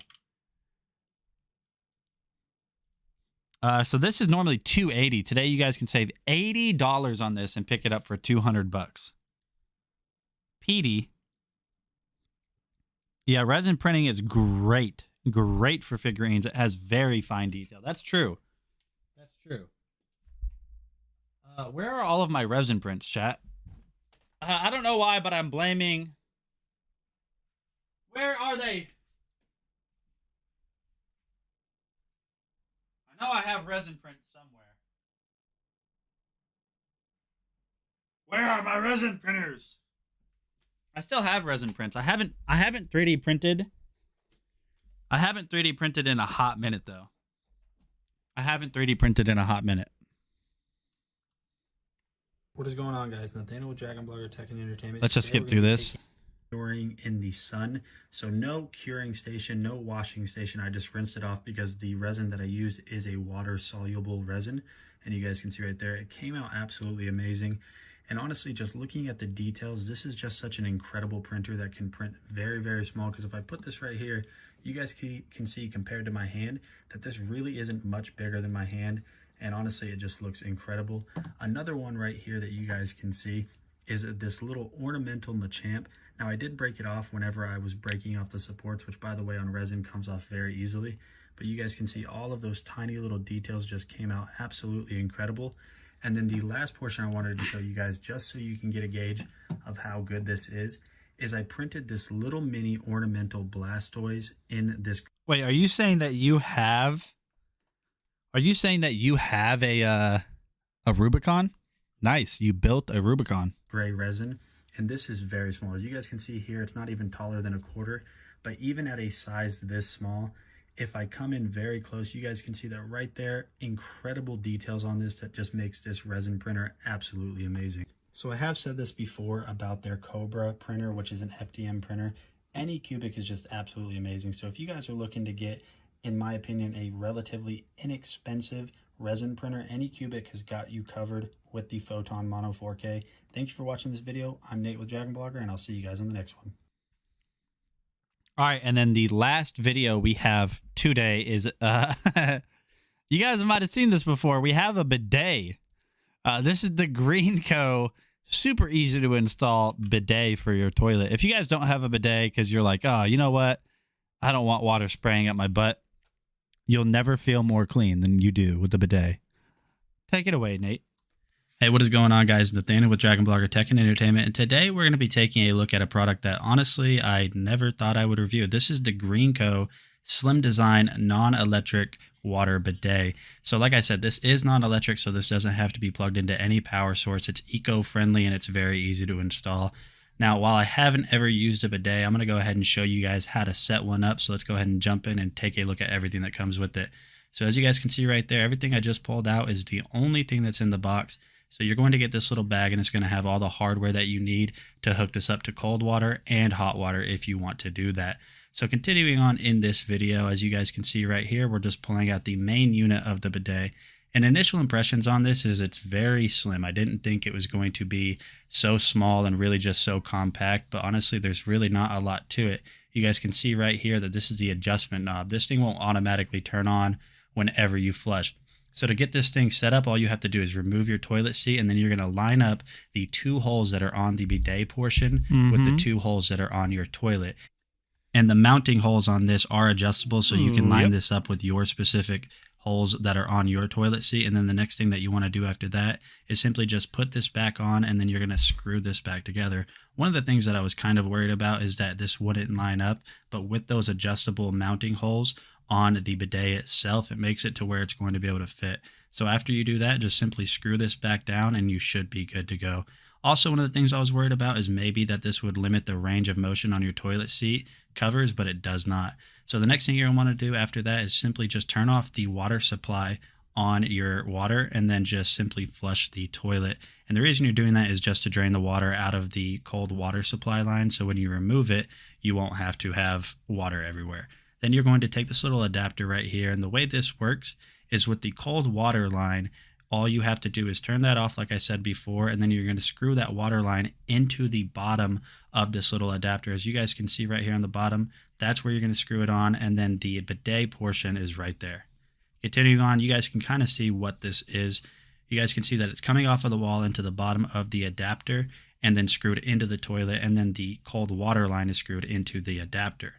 I know that's kind of a mouthful, but let me just kind of go ahead and show you guys everything that I'm talking about. So cold water into the bottom of the adapter. I turned it back on. Then the adapter is plugged into the toilet, and then the cold water line is plugged into the bidet. Now the bidet does have tons of features on it, such as hot water adjustment, but we didn't hook up the hot water line for today's video. And you're also able to manually control the angle at which this sprays you. So what I want to do now is just do a live reaction. So enjoy. All right, and against my better judgment, yes, I'm sitting on the toilet. No, I'm not actually using the bathroom. I'm just doing my job as a product reviewer. And we're going to test out the bidet. Live reaction, first ever.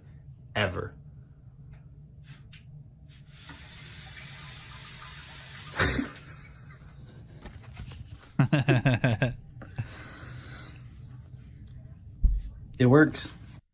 All right, so that was definitely an experience. If you guys have been looking for a very easy to set up bidet that has a lot of power, such as this one right here, definitely check out this one from Greenco, and I'll see you guys on the next one.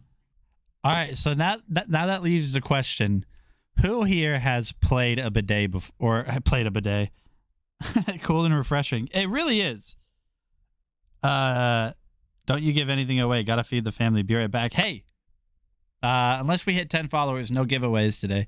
But who has used a bidet before? Because it really is cool and refreshing. I'm not kidding. People might make jokes like, oh, you're spraying water at your butt. Yeah, I am. But I also feel very clean and very refreshed. It's the best. I had the same exact mentality too, chat. The same exact mentality. All right. I was like, you know what? I'll never use a bidet. It's weird. No, it's not. It might feel weird and kind of funny the first time, but after that, it's the best thing. It's the best thing. Because I know this is going to sound gross, but you can get up from the toilet knowing that you're still completely clean. Yeah, you have one, use it all the time. Yeah, I use it every single time I use the bathroom. Now, not number one, that's pointless. But number two, I use it every single time. All right, chat. So now what we're gonna do is we're gonna play some Minecraft. How about that, chat? How about it? Let's play some Minecraft. Ed, you know what I miss dearly? Ed, do you know what it is that I miss dearly? I miss dearly every single day. Honestly, you want this for your kids? Hey, that would actually be really beneficial for kids. That's going to help you keep them clean. I know that sounds kind of gross, but like kids are dirty. People know kids are just dirty, especially toddlers and stuff. They're just dirty little things. I've been there for a long time. I used it first time in Japan back in 2002. Yeah, they're really incredible. They really are. It's not even close. All right, so what we got to do is we got to go ahead and switch this to no, hold on. Hold on. So we need to hide this and we need to add game capture. So now we need to choose Minecraft, and Minecraft should pop up right there for you guys. There we go. So like I said, if anybody wants to play some Minecraft with me, just let me know. Just let me know. We can play some Minecraft together. We're going to add a texture pack, chat. We're going to add a texture pack. Show in folder. So we got to install this. There we go. Import started. We're adding a texture pack. Is it bad with cold water? No, not at all. Now you can hook up hot water, but the only thing is, unless you have like some type of inline water heater that's always hot, the hot water is going to take a while to warm up anyway. So I just use the cold water every day. Yeah, the cold water, it's you never spray the water and you think like, oh my gosh, you know, it's freezing. You don't think that at all, I promise. All right, so we got to go down here to video. So what we need to do is, since we added a texture pack, you guys can see we have a couple here. We're going to deactivate all of these, and we're going to reactivate the ones that we just installed. So one of them is, we're going to do Vanilla RTX first, then Firewolf, and then Real Source Glowing Ores. Yeah, I think anyone would like it either way. I mean, you just feel clean and refreshed after. It is very refreshing too. All right, so we're gonna start up a new world, but I want to show you guys something kind of cool here. We gotta go to Minecraft Seed Map Viewer. So we're gonna cheat. I'm not kidding you, chat. We're gonna cheat a little bit here, and I'm gonna show you why I say we're cheating. Let me show you why I say we're gonna cheat. So this website will actually give you the option. So we need to go to Java or Bedrock Edition 1.19. Here we go. So I'm going to go ahead and deselect all of these. So the way I'm cheating right now is because I'm going to completely randomize this until I find one that automatically spawns me close to where I want. So close to me, I'm going to want a village. I'm going to want a stronghold close. And that's basically it. So we're going to randomize it until we find a really nice one. So I want a dark forest near me. A dark forest is going to look like dark green on here. So that's a dark forest right there. That's a dark forest. If we zoom out, no mansions immediately close. Strongholds are very far away, so that's okay. What we'll do is we'll just keep randomizing it until we find one that has a really nice spawn point, and then we're going to use that as the number to input. It's cheating, yes, I'm not going to lie. It is 100% kind of cheating, but not really, because it's not going to give me anything. I still have to go get it. So that's not too far of a trip to get to a stronghold. And then there's also a village right up here. A village is right up here. Yeah, we'll go ahead and use this seed. So I'm going to copy this seed. There we go. And then we're going to go back over to the gaming tab. So we're going to create a new world. We got to delete this one, though. Oh, hold on. Oh, I don't want this one. You use the TP to dry, not clean up. Yeah. So that was one thing. You don't wipe and then spray and then wipe again. Just spray and then use the toilet paper to dry. That's it. It also makes it to where you don't have to use as much toilet paper, too. Because all you're doing is just trying. Because that's all you're doing is just trying. That's strictly. Are you enjoying Minecraft? Yes. I don't want to leave a review. No, thank you. Manage. How do I delete this one? Edit world. We're going to delete it. Replace world.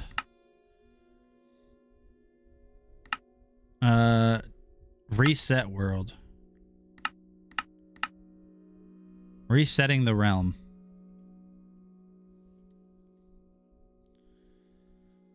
So we need to create a new world right here. Edit world. So we're gonna name this. What shall we name this, chat? Dragon Blogger? DB Nate's world. And we're gonna go to we'll go easy or normal. We'll go easy for now. We'll go to show coordinates. I want to see that. Now I also need to find the...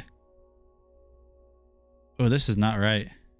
Where's my seed settings? Okay, this is not working. Create new world. Here we go. This is what I wanted. DB Nate. We'll go to normal. We'll go to advanced. We'll put in our seed that we copied earlier. We do want the coordinates showing. Multiplayer. If you guys want to join, let me know. Friends of friends. There we go. So now we will just go ahead and hit create. Dang it. Hold on. I did it wrong again, my friends. Oh, that is not right. Everything looks like glass. Everything looks like glass.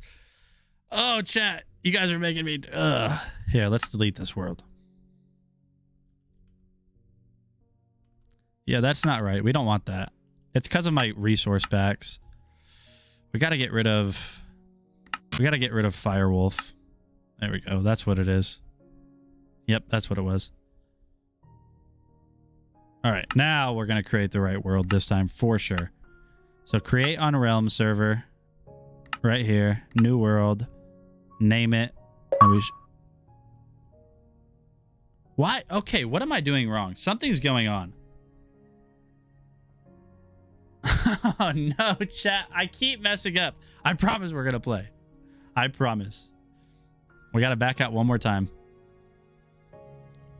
Last time, if I don't get it this time, you know what? I give up forever. All right.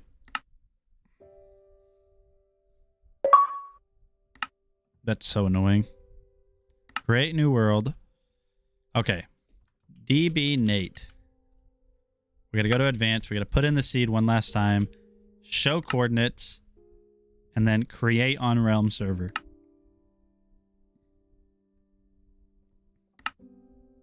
We're going to replace the first slot right here. There we go. Now we're good. Now we're good.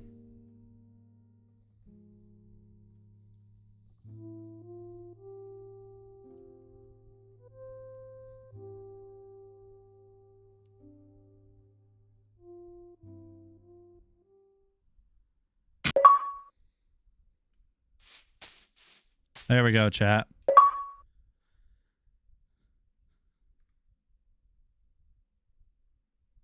So we need to head like negative 621. So let's start off by just getting some food.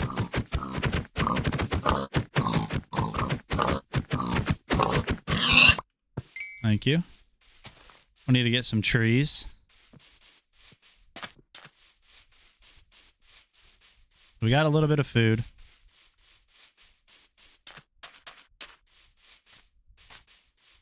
Let's go ahead and get some seeds too, so we can start a little garden.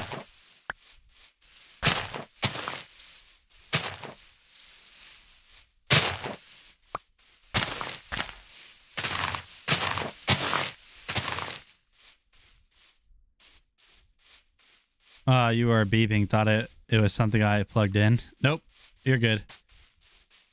Oh, my frames are pretty low at 4K, chat. I can't believe my frames are so low.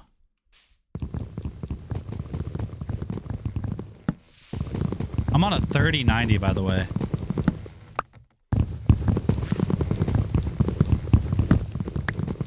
This is on a 3090, chat. This is ridiculous. On an RTX 3090, Minecraft at 4K with ray tracing struggles. That's wild. Let's see if I can adjust the settings. I don't think I'll be able to do anything here. FOV, I like that about 70.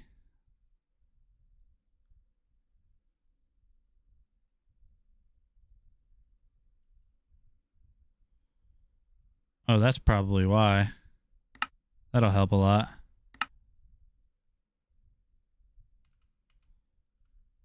Helped a little bit, kind of. But also not really at all. Alright, so let's go ahead and create a couple wood planks here. Create a little crafting table. Let's make some sticks. Let's make some more wood planks.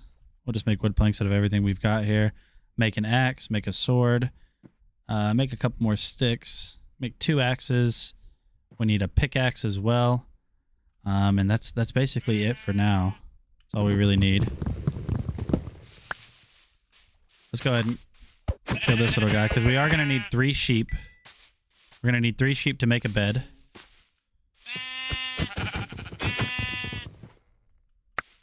We'll also get some food from that. We need to find... Here's a chicken. We'll take him. 2 pigs. We're gonna need all the food we can get.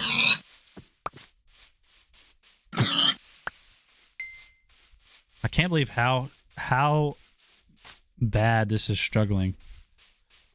So what happens if we just turn off ray tracing then?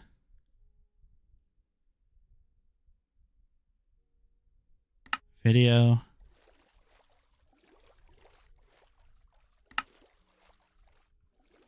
Oh, just back to standard old Minecraft. There we go. No lag. That'll be all right.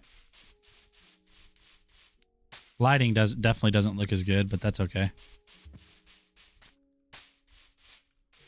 Chat, we gotta find some sheep. We gotta find some sheep.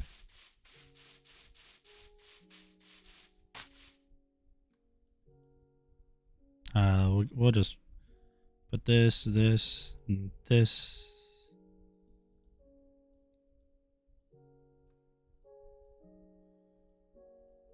Okay, we need to find... There's a big old cow right there, my friends.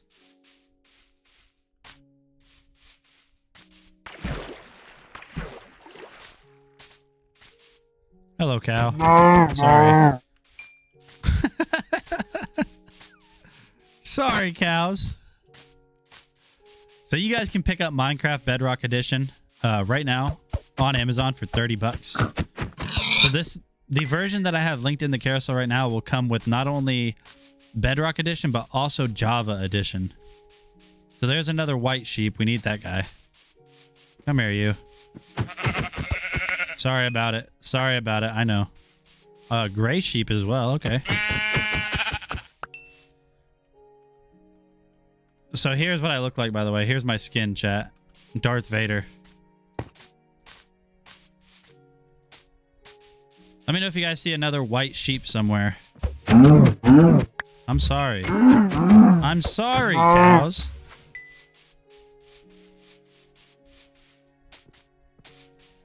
Give me a second, my friends.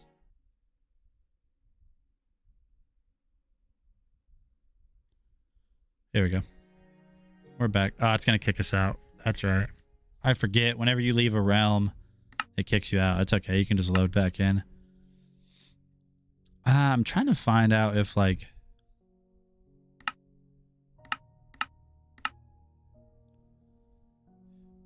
Yeah, no.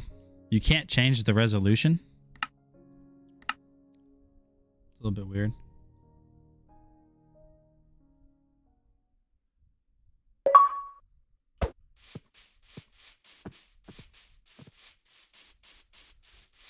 All right, we need one more sheep, chat. The first thing you always want is food and a bed.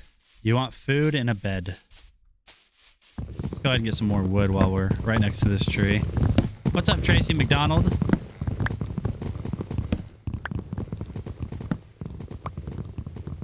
Are you killing your pixelated animals? Hey, oh, look at the horses, chat. If I had a saddle, we could actually, you can ride them if you want to. But we need one more white sheep. Really what we need is some stone, so we need to find some stone first off.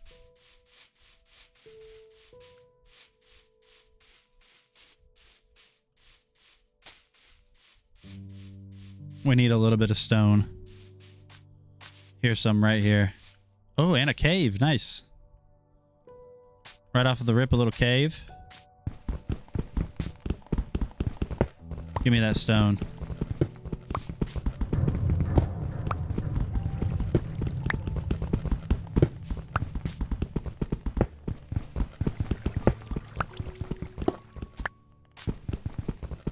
Man, I can't see anything, chat.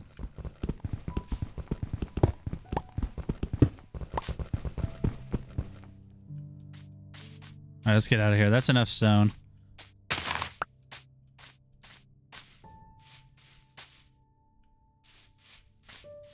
Now, the reason we needed that stone is so we can make a way to cook our food.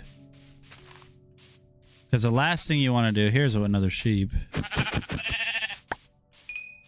The last thing you want to do is eat the raw meat, because you won't get much from it. So now what we need to do... We need to swap this right here, place this down, and we need to make a furnace. So now with the furnace, what we can do, we can put our food in here. We'll do beef because it gives us the most amount of food. And we need to make some fuel. And now our food will cook. Just like that, chat. That's simple.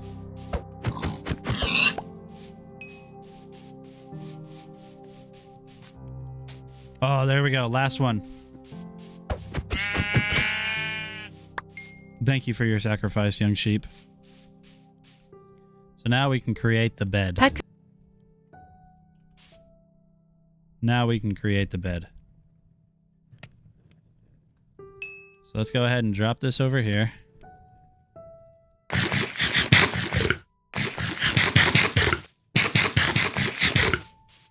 And now we're all fueled up and ready to go. Let's take away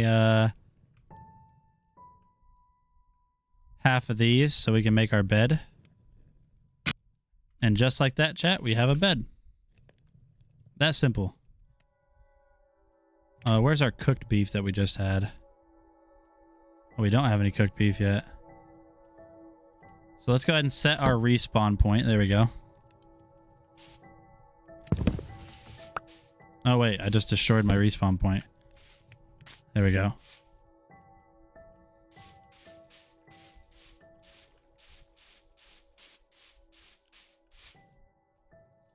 So there's our cooked food. We'll put the rest in, and while we're waiting for this to cook, well, first of all, we'll get rid of this old wooden sword since it's almost destroyed. We'll go into the forest and we'll get some more wood. Because you can never have enough.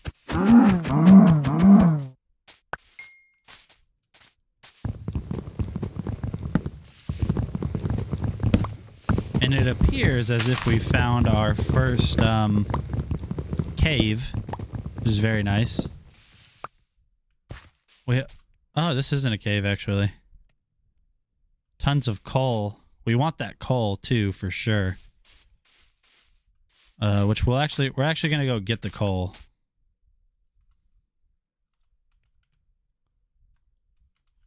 So we're going to go get this coal. We're going to swim over there and grab it. Very simple to do this, too, because all I'm going to do is just place a block right here. Jump up on here. And we should have a pickaxe.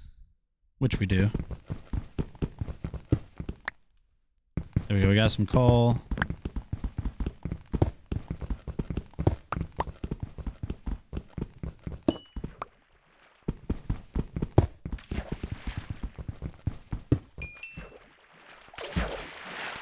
no, Cole, come here.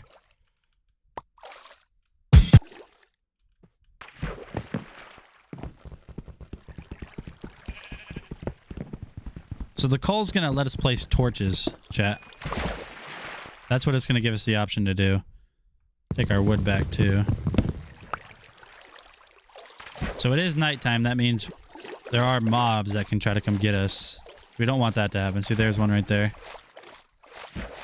So if you guys are unfamiliar with Minecraft, a mob is anything that can get you. Anything that can hurt you. Or really, not anything that can hurt you. Just any of the characters that aren't you is a mob. Those are the guys you really want to watch out for because they will blow up and ruin everything.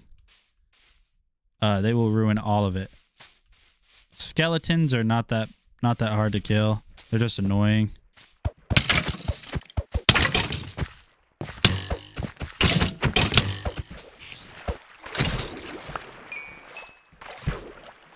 We need to try to get to the bed so we can sleep. You may not rest now. There are monsters nearby. Yeah, I figured. Uh-oh. A lot of mobs. A lot of mobs. We gotta swim away.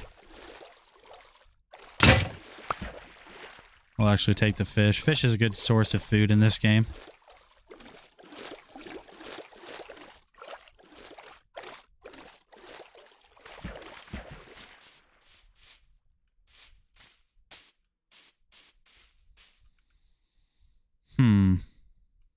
Here's our torches. We need torches for sure.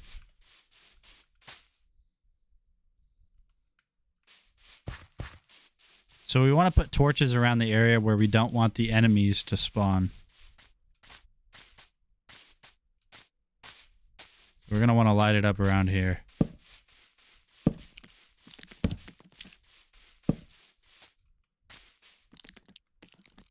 May not rest now. There are monsters nearby.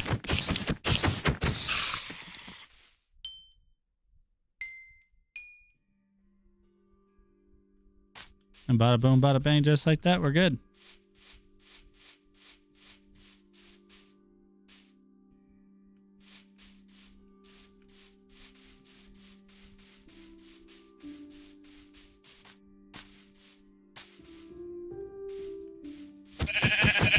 I'm sorry.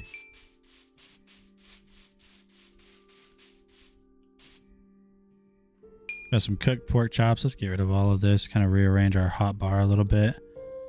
So we'll place this. We'll place this. We'll place that back in there. That. Coal. And that's it for now. Yep, that's it for now.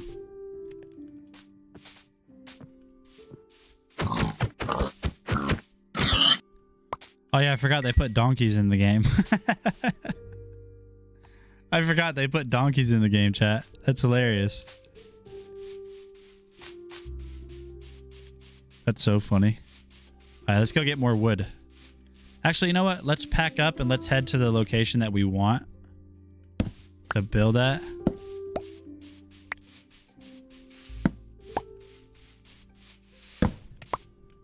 This should almost be done. Totally is done. We don't need any of that. Don't need that. Don't need that. Don't need that. All right, let's pack all this up. And we will be on our way.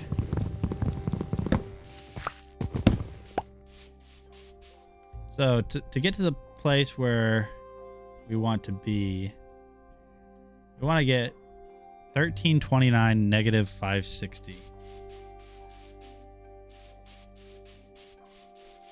So we need to go this way a lot and that way a lot.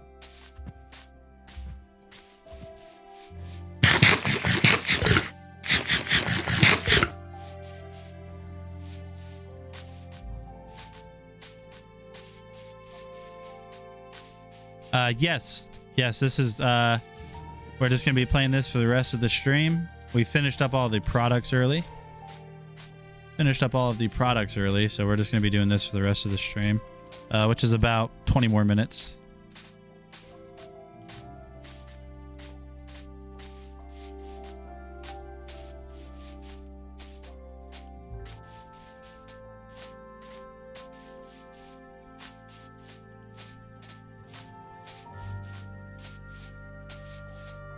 Let's go, chat.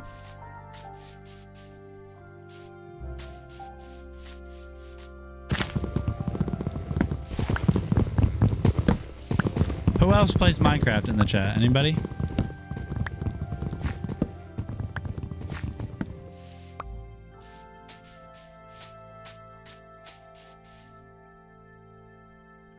Hey, see you later. I appreciate you stopping by today. We can make it.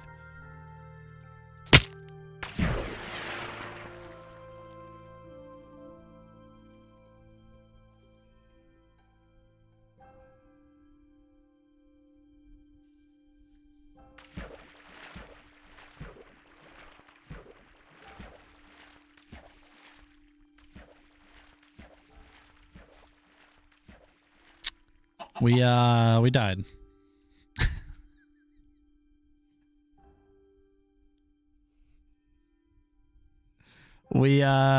Yeah, that happened, chat. I thought I was going to make it to the water. Totally didn't.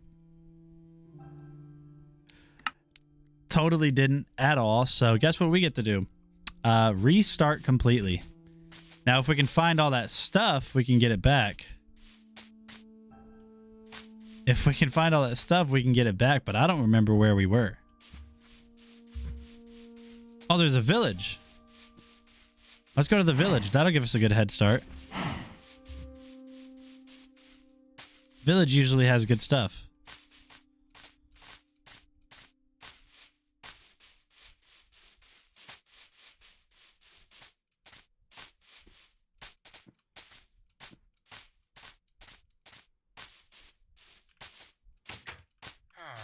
Hello, villagers. What have you got in here? You got some bread?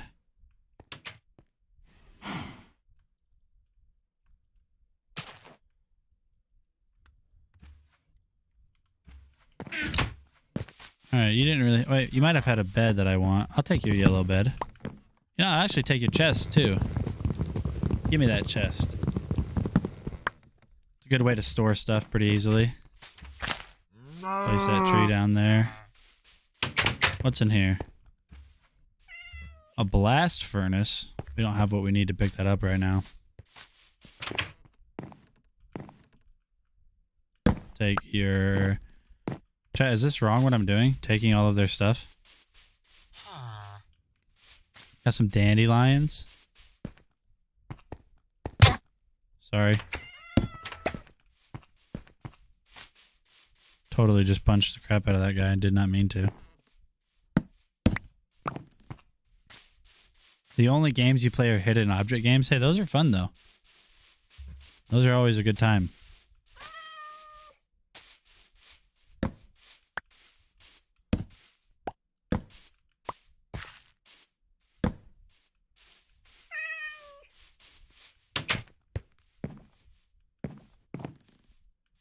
Is there any secret stuff hidden up here?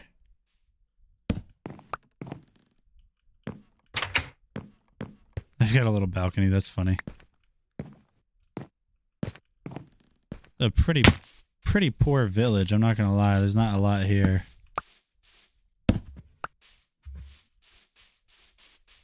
That looks like it's the entire village. Oh, right down there.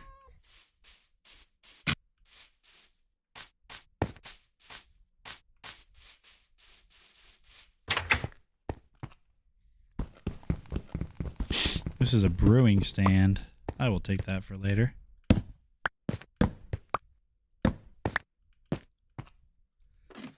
Oh.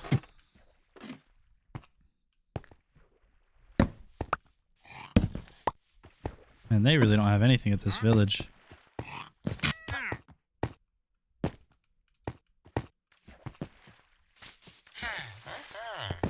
Uh-oh, he got stuck in the water. Oh, we see something pretty cool over. Is that a wolf? Did I just see a wolf? Nope.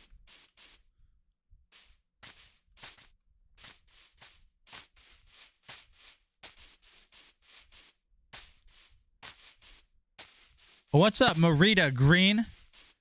I'm going to play Little Nightmares 2 before Halloween ends. Just bought it last year and it's just been sitting there. Yeah, that's me with pretty much all of my... Glad you are wearing Life Vest. Thank you. Alright, give me something good in here. A golden shovel. I mean, I'll take it. I'll take some obsidian as well. Take a fire charge and flint and steel. I don't really need a golden shovel, but thanks, game, for the golden shovel. So where was that place? It was like negative 1600. Where are we at? We're right here, so we need to go to negative 16.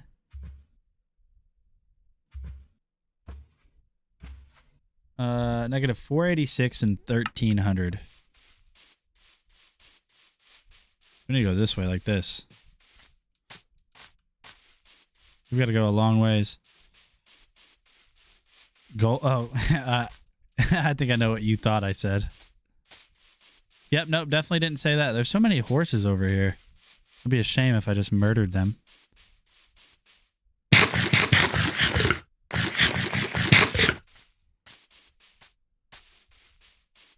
So just got done robbing them. We're good.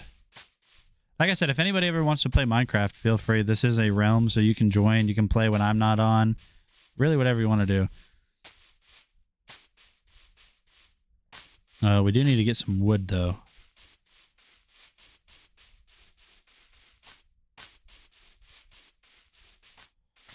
We already have a bed, but we're still gonna murder these things. Where are you going? Minecraft. It has the meats. We got Linda Liram with the follow. Welcome, Linda Liram. How are you doing today, my friend? We are just playing some Minecraft, and I shouldn't have used that shovel.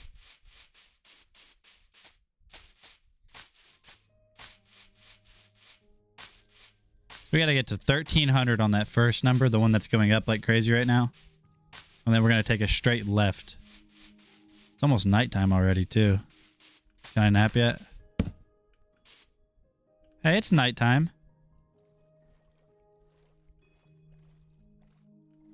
Let me sleep. Allow me to sleep, please. It's night, look. There we go. I don't want to be awake at night right now. Not this early in the game, at least.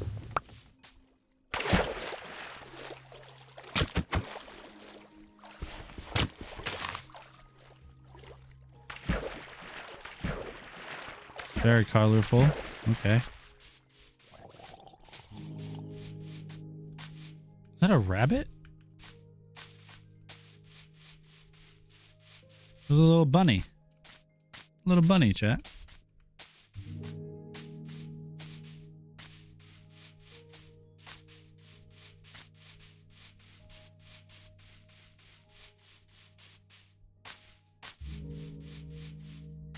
Ooh, what's down here? Oh my goodness. Oh my gosh.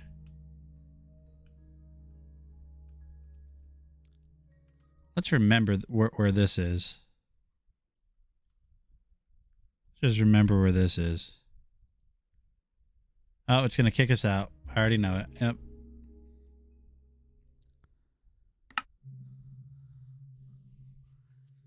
I already know it. It's going to kick us out.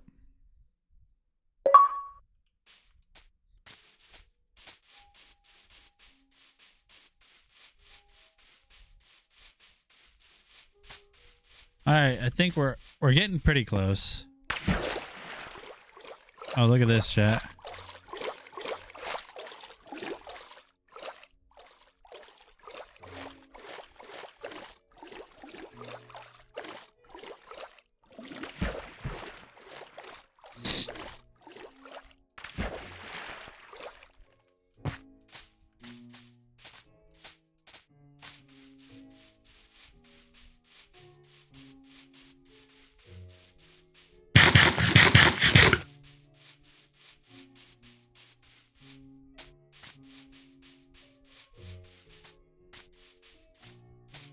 You want me to go down in there?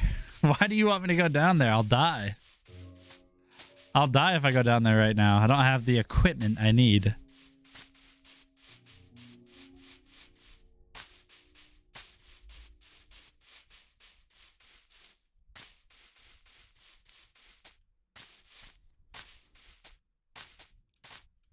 We gotta, so where we're heading is a dark forest. The place that we're heading is a dark forest, and the reason we're heading there is because of the types of trees that you can get from a dark forest. There's dark oak, which looks really nice to build your house out of.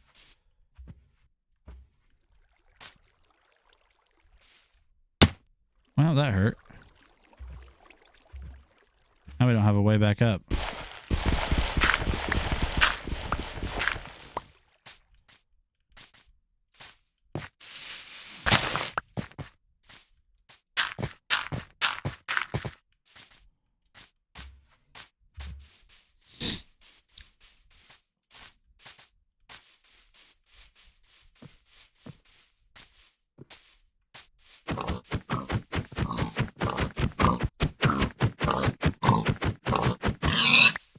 Thank you. It was a noble sacrifice. You're scared of the dark forest? They say it's a dark forest, and that's just because of the type of trees that they have there. It's like dark wood, basically. It's not going to be actually dark. Ooh, spoopy down there.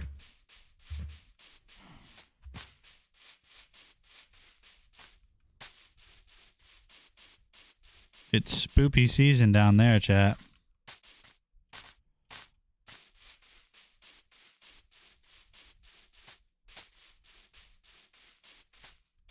We're almost there. We're almost there. It's like right over here. You'll notice. You'll know exactly what I'm talking about when you see it. Oh, Stargazer. I bet you want me to go down in there too, don't you? I bet Stargazer wants me to go down in here too.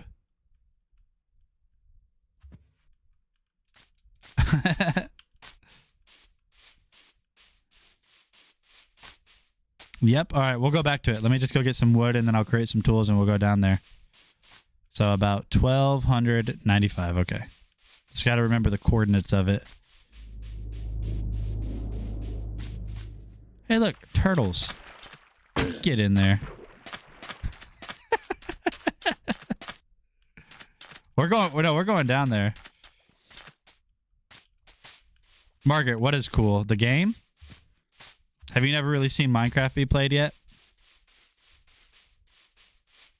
So the dark forest is like right over here. According to the coordinates, it's like right over here somewhere. I'll know what it is once we're there.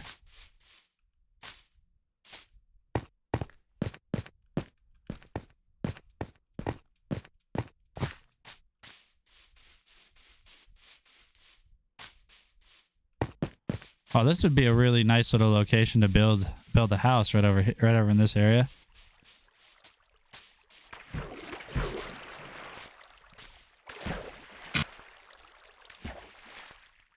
Let's see where this water is coming from.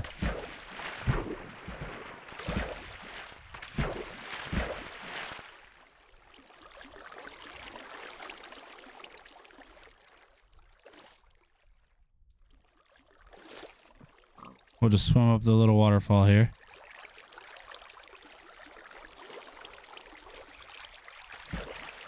Coming from nothing? So here's a pretty little fun trick. On Minecraft, if you get rid of the original block, all the water is going to go away. See? Dark forest, where are you? All right, I'll let you make the decision. Are we going? Yeah, we'll go in here. A spider! Ah! Actually, spiders are not... You don't have to worry about them in the game that much. Black sheep. Baba, black sheep. We're almost out of food, too. This is not good. And we're jumping up this huge mountain. Let's get to the top and see what we can see. There's the dark forest. I see it. There it is, chat, in all of its glory. You see the dark wood right there? That's the dark forest.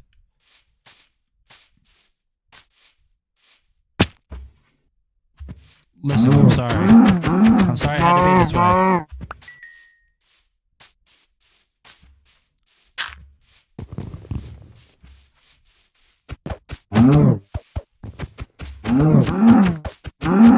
I'm sorry.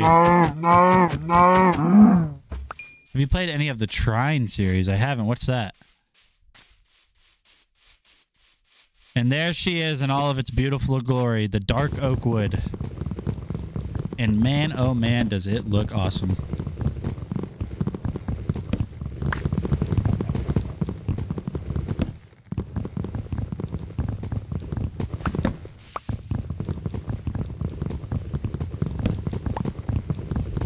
Poor cows. They served a normal sacrifice. They served a normal sacrifice on Minecraft. It needed to be done.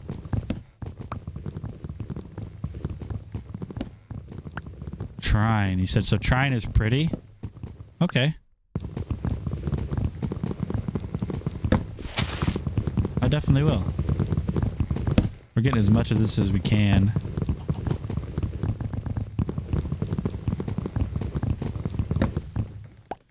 Alright, so let's get rid of all the stuff we don't need in our hotbar right now, such as that. We're going to create a bunch of planks. We're going to create a crafting table. We're going to put a crafting table down. We got to make some... Let's see. We got to make some sticks. We need to make an axe. We need to make a pickaxe. And that should be it. That should be good for now. Okay, so let's go ahead and we'll finish up getting this tree. But we need to find some stone like now.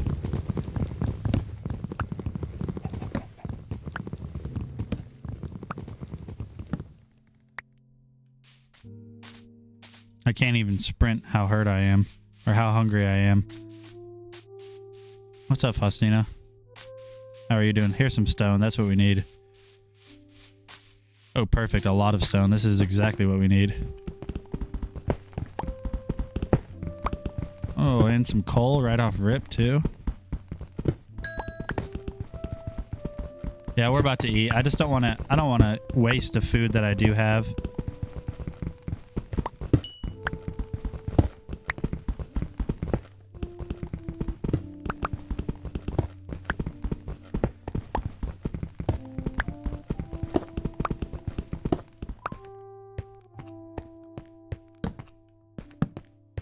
Hey, this is actually a nice little area to kind of chill out for the night.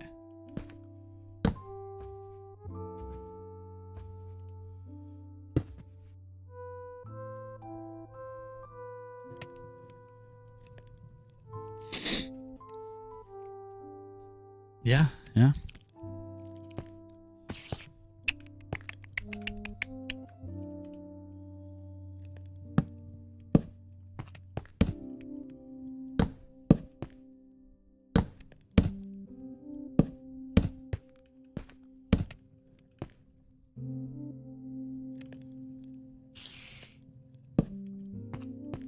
Well, that doesn't really work if that's just wide open like that.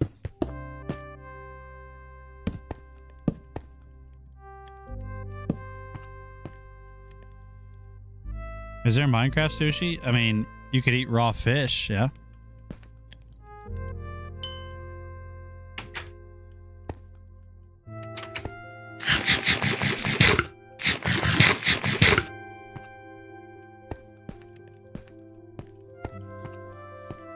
Alright, well, we're kind of set up in a way. Let's put this in here. I should make a hopper. I'm not going to do that right now. Actually, let's go ahead and make some... I'll make a stone pickaxe for a second. Oh, there's a witch somewhere.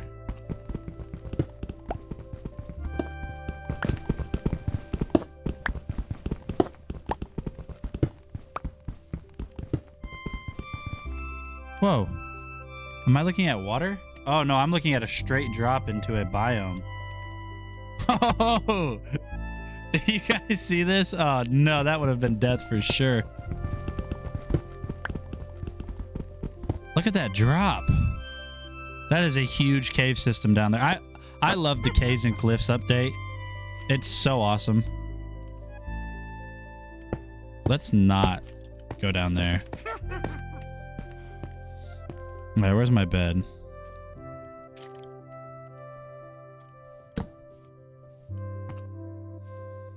Let's respawn a little bit. Did you guys see that drop though? That's crazy.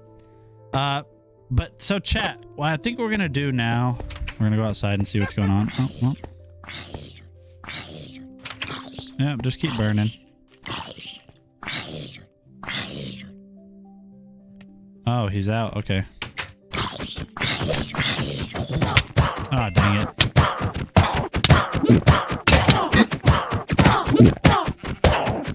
Come on. Okay, we're good. All right, chat. So what we're going to do is we're going to go ahead and quit the game. I'm going to see if Justin is all right with me going on. He will break your door if you're not careful.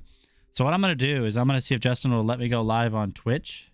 If he will. If any of you guys want to continue watching, we're going to watch live on Twitch. But that's going to be it for the Amazon stream today. Tons of awesome products in the carousel. So if you guys need any of the awesome products that we take a look at today, just be sure to click on the link. Add it to a wish list, add it to your cart, do whatever it is you need to do. But that is going to be it for today's Amazon stream. Like I said, I will be going live on Twitch very shortly, as long as it's okay with Justin. And we don't have anybody else that's supposed to go live there. Other than that, you guys have a fantastic weekend. I appreciate you guys hanging out with me throughout the week during Prime Day. Today, the stream was a little bit rough for the majority of it. I had bad allergies, but my medicine kicked in and I feel a lot better.